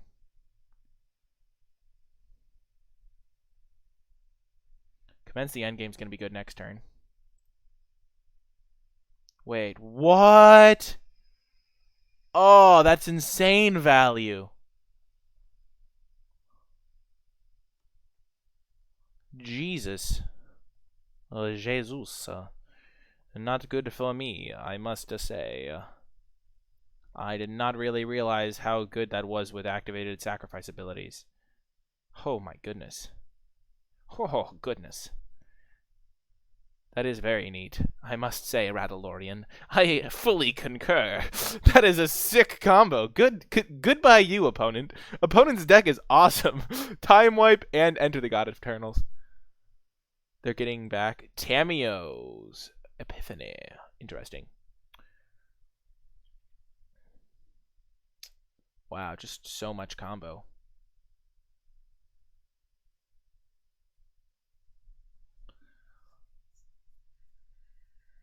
Oh my gosh, all 4 to the top. Oh man. Opponent bounced Rescuer Sphinx, so we get to Davriel them again.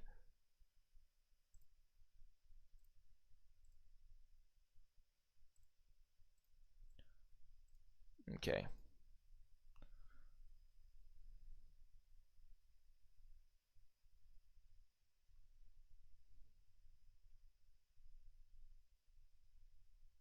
So we want to -1U.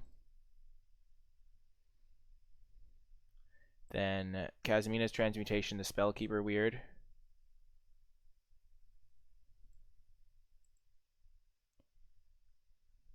Then Rescuer Sphinx our Davriel again.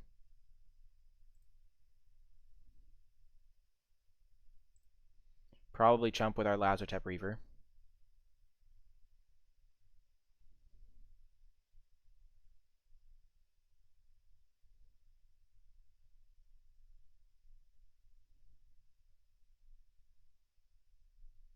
This is the Davriel of which we speak.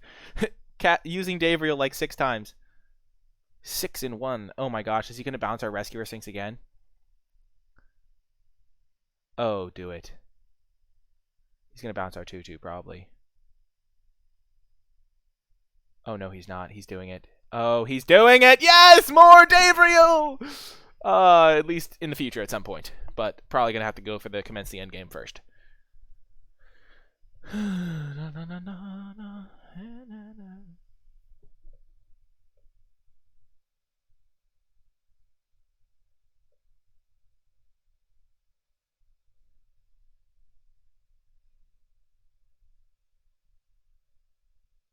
What? It still works. That's stupid. How does that... Well, that's annoying.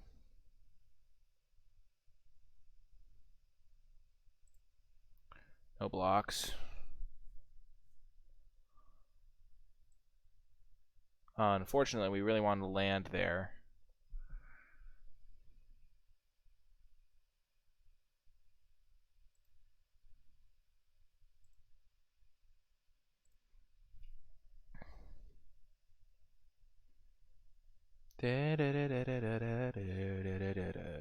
Oh, whoops. I misplayed. I forgot how Teferi worked. Yep, I needed to main phase that. Oh my gosh, but I couldn't main phase it because of this bounce spell, so I just punted this game away. Sorry, everybody. Can't cast it. Oh, so I was playing so well, too. Let's see if just taking a turn off will cost me this game. I mean, why wouldn't it? I mean, it's almost guaranteed to. Oh, man. Oh, man.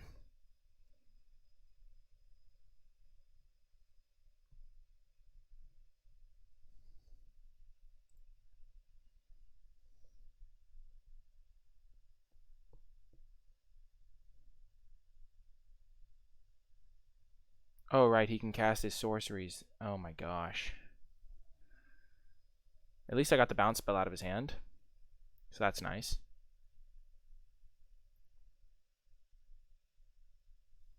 But now his Teferi's reset.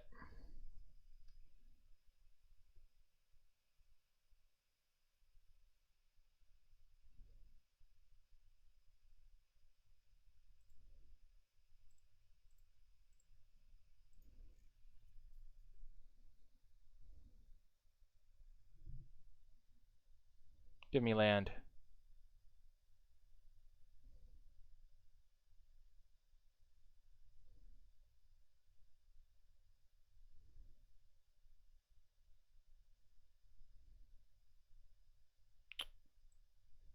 Well, that was a good draw.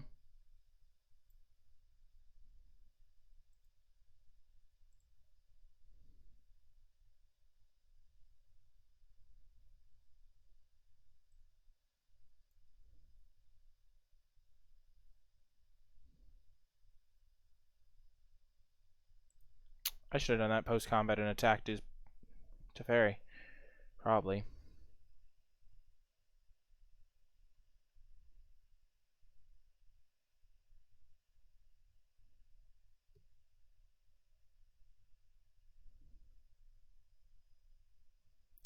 Yep, another Enter the God Eternals.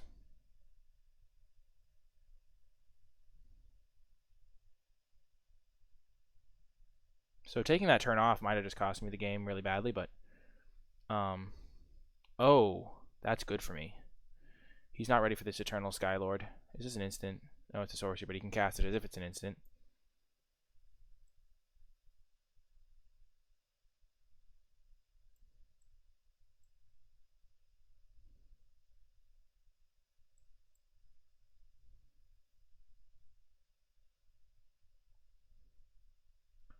Let's just chip away at his hand a little bit. He's going to cast this to kill Thunder Drake. Wow, we killed the Casmina with that. Nice. No attacks. Oh, man, another Enter the God Eternals.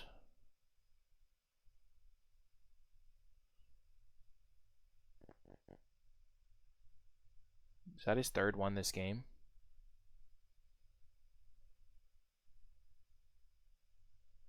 We still have a ton of flyers and stuff.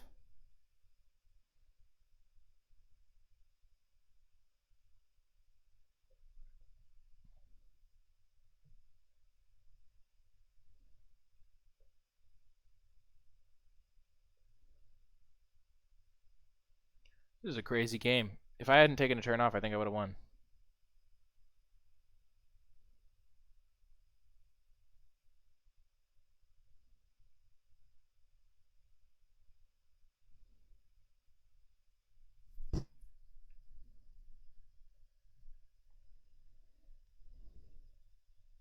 Four, 6, 7, 8, 9. That's game. Brutal. Oh, man. Ouch. Misplayed. And punished. Stupid. Oh, man. I feel so bad. That Teferi was one I should not have done. Okay, we're going to play the Davriel Shadow Fugue. We're going to play Stealth Mission so we can kill his Planeswalkers. And we're going to cut Vampire Opportunist and the Submersible. We don't really have enough creatures to reliably crew the Submersible. It all comes down to this game.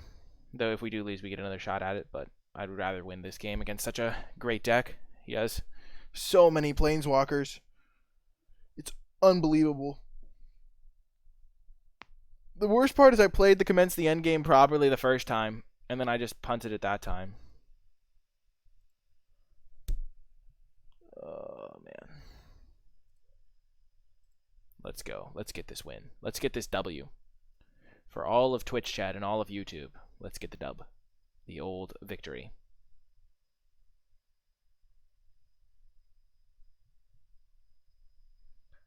He mulliganed to 5 that game, I think. No, that was the last round opponent. Let's go. Let's get this one done.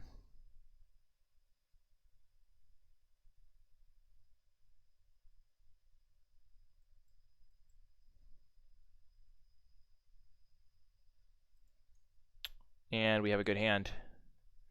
We have the No Escape for his Teferi, the Tyrant's Scorn for his big Enter the God Pharaohs.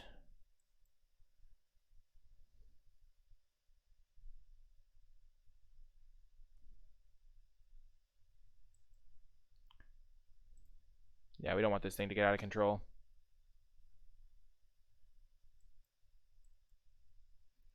We'll get Davriel down.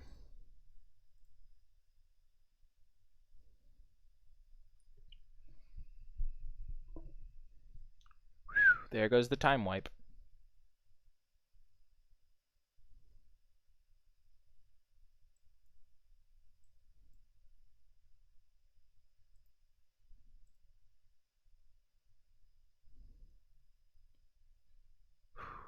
We're doing all right.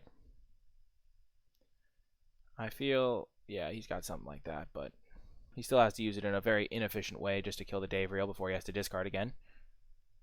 And looks like he's short on lands now. Nope, never mind.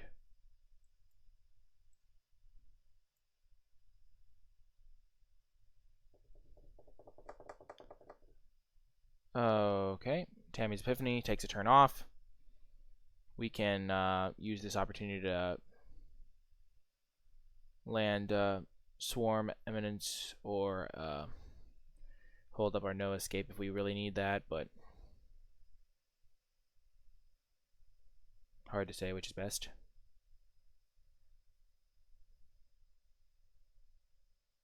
If I play the Swarm Evidence, oh my gosh, 4 to the top? Who is this guy? Who can put 4 cards? He's done it 2 times in a row now.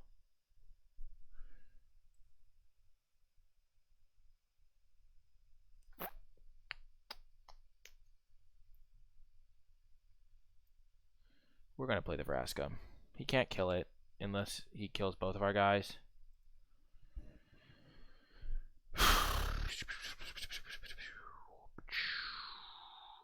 There's Teferi.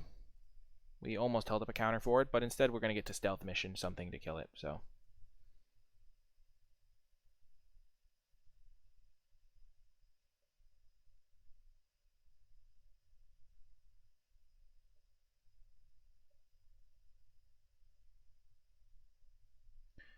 You know what they say, this all worked out so incredibly poorly. Things were looking so good. Optimistic for the future. Then all of a sudden, he just wrecked me. What the heck?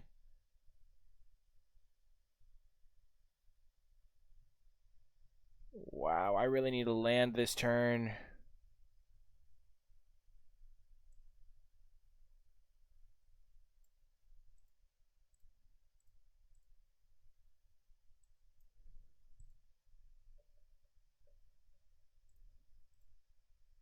Get him. Oh, man. Wow, we are in bad shape here. Oh, goodness.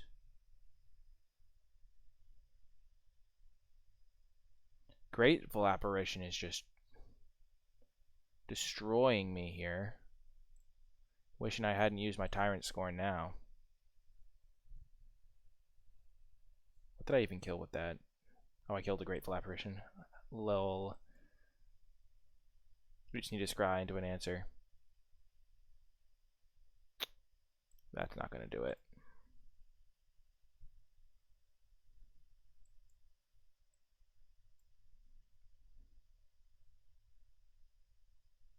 No, you've got to be kidding me.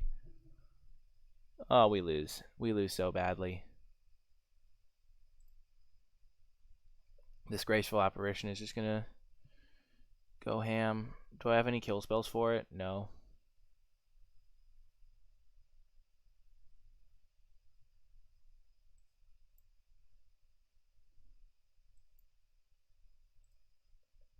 Jesus. Wow. Defeated by the Apparition.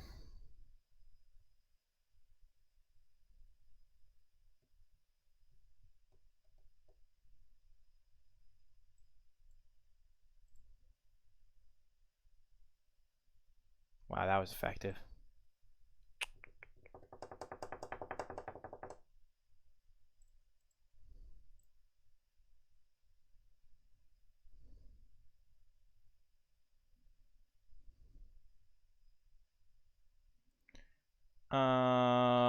No! Oh, man. I could have won that match if I hadn't misplayed game 2. It would have been tricky because he had like 3 really good Planeswalkers in play, but I could have won it. Because I messed up and didn't do anything on my turn because he had stupid Teferi. And then that game, like, oh, I would have been so fine if he hadn't. How did he even get a counter onto his Grateful Apparition?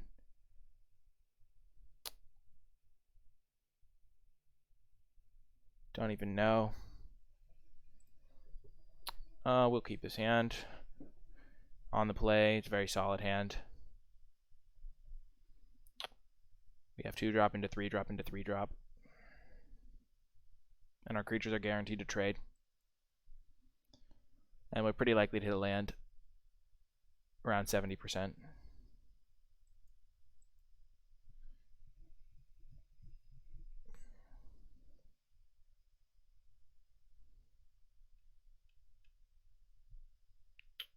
You know, we did draw the best cards we could have drawn that weren't lands, so that's lucky at least. And when we do start hitting lands, we're going to be in great shape. How do my opponents always... I think every opponent I've played against has been 3-color. Or not every opponent, but so many of them. What is with this? Insanity.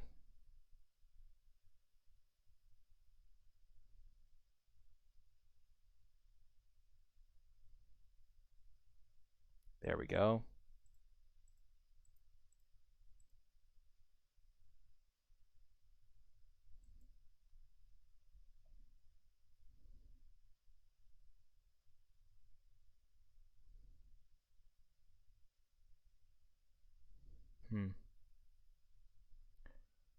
There's some argument to not casting Vraska's thing there, but I don't have a guarantee he's going to play a target for Tyrant Scorn or Sorin's Thirst.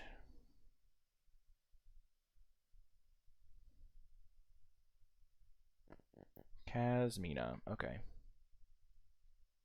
Give me a land deck. Just one land.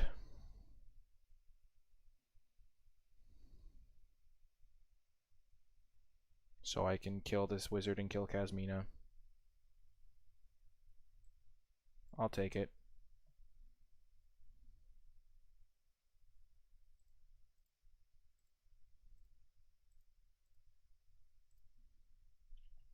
Unfortunate that we have to use our Liliana's Triumph like that, because we could probably have nabbed something much bigger, but such is life when you're in the mana screwed camp.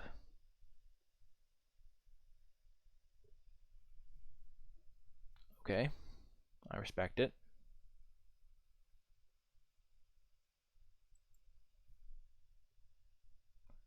Let's get him. We have decent blocks on his guy.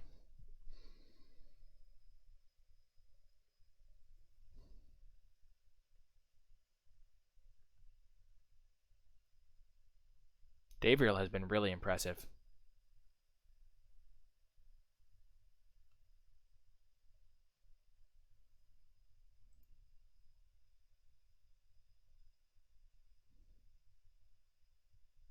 He got rid of a Thunder Drake.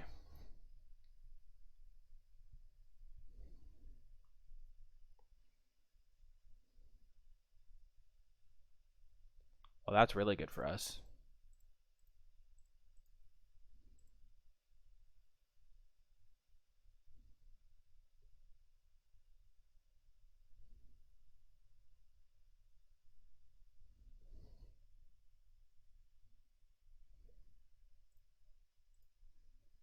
And he's out of land, so he's just discarding spells at this point. Oh no, never mind. I guess that's just a blatant lie.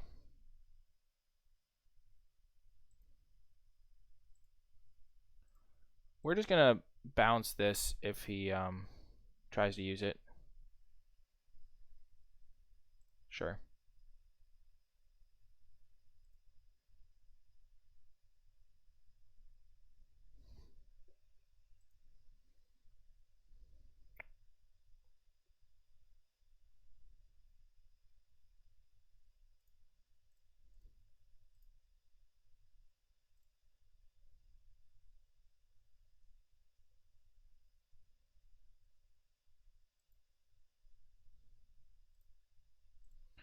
Okay.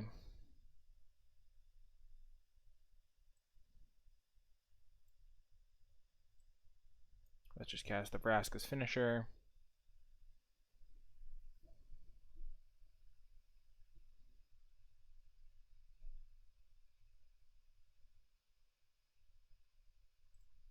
Wow, he let it block. That's really bizarre. Very bizarre. I also misread this card. I thought it was target creature can't be blocked, but this is more of a red ability. Makes sense.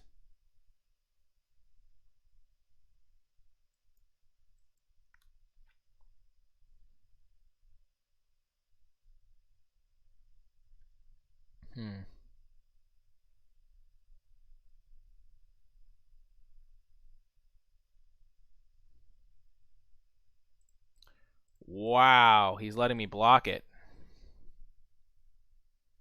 That probably is a bad sign for me, but... What?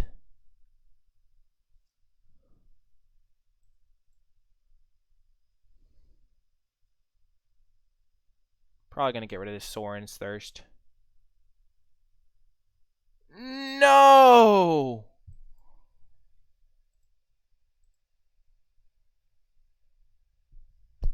I wanted the option to get rid of the land if I drew another one. Or if I drew a...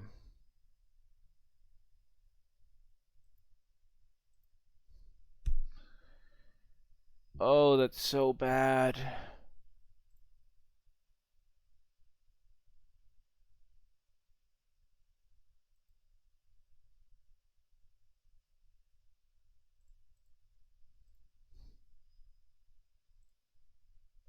I need to save my Soren's Thirst for the 2/2.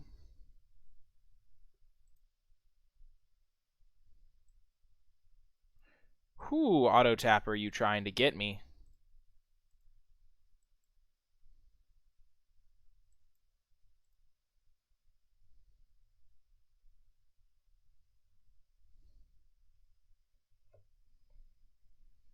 Auto tapper trying to get me. Wow, the counterspell wrecked me.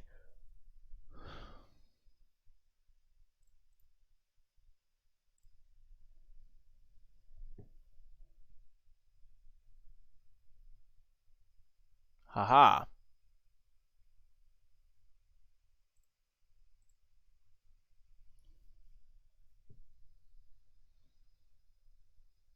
That was a good draw.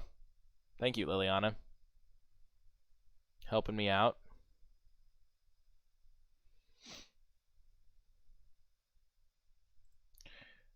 Exactly. Right on time. Come on, Dovin. Join the team. Perfect. Things are going according to plan. I never felt sad or angry or thought we were going to lose that game. There wasn't a moment where I regretted getting my Kazmina countered. It was all to play around so that my Liliana would resolve.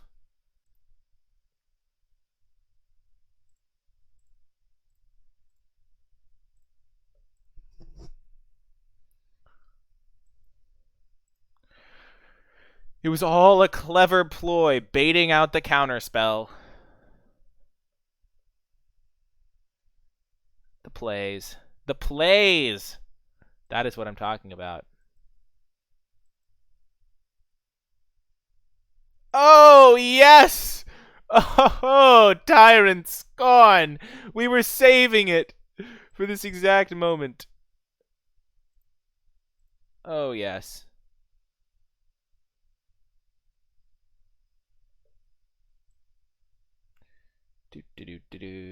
Super friends to the rescue. Boom! The victory! Ha ha! Ah, yes. Feels justice. Feels like righteousness. We're going to put it back in that no escape. And, let's just try a contentious plan here instead of,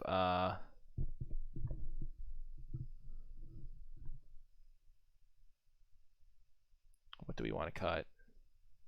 Soren's Thirst seemed pretty bad there. And over...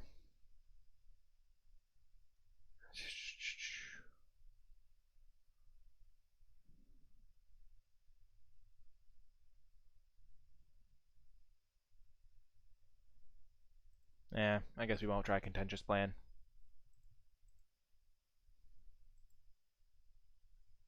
I was just thinking it draws us through our deck to find our Liliana. Maybe you're just supposed to play every cantrip you can when you have Liliana in your deck. Oh, this is a good hand. The old 2-3-4 punch. Opponent made some questionable choices in that last game, but you never know their situation or their reasoning or their logics, so...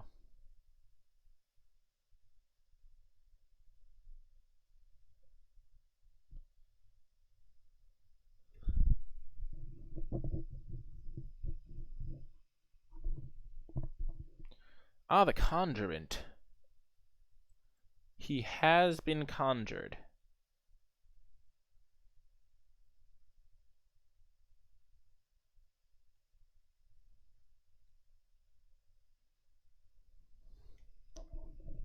And now the Teo. Sure, I'll trade.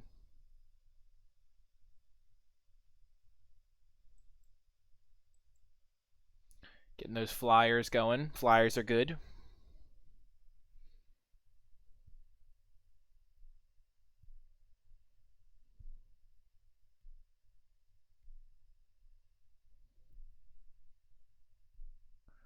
I think we're going to want to cast this Vraska next turn instead of the Thunder Drake.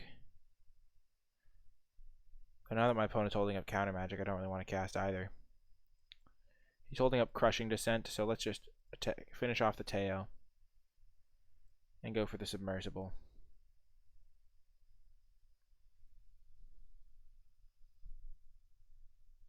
Oh, get wrecked, noob.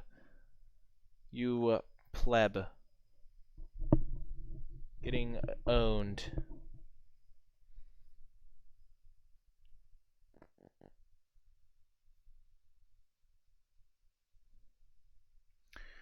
The Submersible is really good against this Cyclops.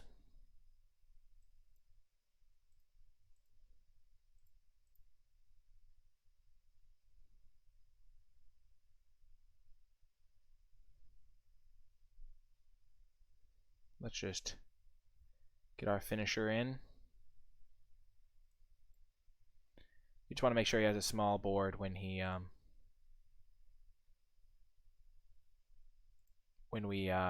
play our Vraska. We want to get the Thunder Drake into Aid the Fallen combo, maybe. I can see arguments for just playing Thunder Drake that turn. There was some small chance that he just blocked with Chain Whip Cyclops, though, so that's why I did what I did.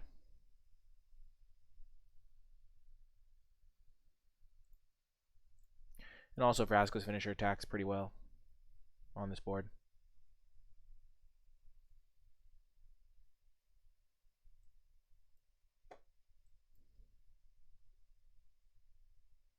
Playing around Crushing Descent again. Of course.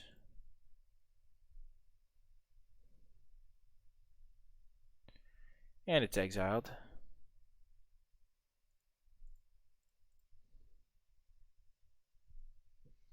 Just your friendly neighborhood Spider-Man.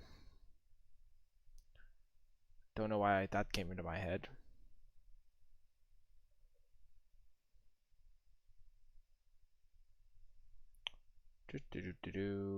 Hopefully they block. Makes our Submersible better and better. And our Aven Eternal just keeps chipping away.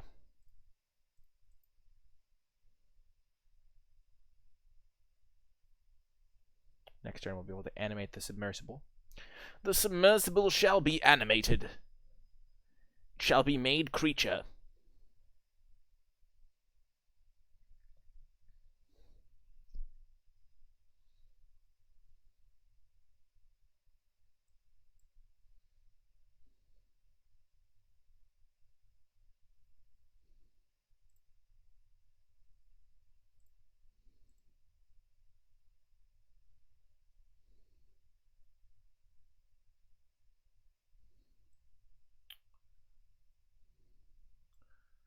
Let's destroy this creature.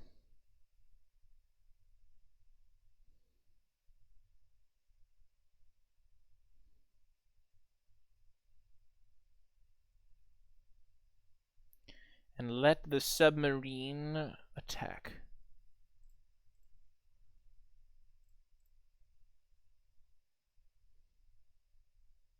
Boom! The submarine has connected. Oh yes, the transmutation for the Cyclops. You are soon to become a frog.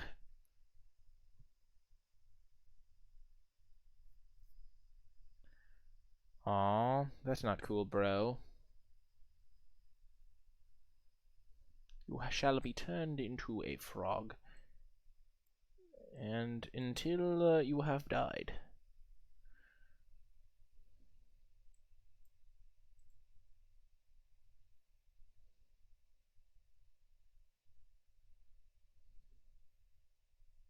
Boom! We got the victory all the way to 5 wins. We managed to get there in the end. Yeah, the deck was great. Liliana came in clutch multiple times. And overall, pretty happy we made it to the end. if you did make it all the way to the end of this video and you're watching on YouTube, in the comment section down below, say hashtag clutch Liliana. For all those times Liliana came in clutch. So that'll let me know you made it all the way to the end. It's always really cool to see everyone in the comments section down below who made it. Remember to hit that thumbs up if you want to see a written analysis of the draft that I did and where I may have made some mistakes, because the format is still new and I'm learning, so I'll use all the stuff I learned in this draft to talk about that. And leave a comment, hit that thumbs up, subscribe, check out my Twitch stream if you want to catch the game live, and I will talk to you in my next video. Let's look at the prizes we get, because some people like a good pack opening thing at the end. Oh my goodness, all of the rewards, all of the season rewards too. We're gonna get to open so many packs. Oh my goodness, look at how many packs we get to open. 14 packs here. Let's see the rares we get. Whoosh. Ooh, we got the Niv Mizzet, we got Sarkon and Chandra. Boom. If you do like pack opening, let me know, and I'll put the pack opening part at the end of the video every time. So I sometimes just don't keep recording for that part, but got a Krenko. I love Krenko. One of my favorite rares in the set. Teferi! Exciting stuff. I like Teferi. Teferi's probably my favorite Planeswalker, or one of them. Like, in terms of flavor. Ugin! Another one of my favorites. Last pack. Let's hope we get something good. Ooh, we did get something good. Nissa's great. Okay, well, anyway, that is going to do it for this draft video. I sincerely hope you enjoyed it, and I will talk to you next time.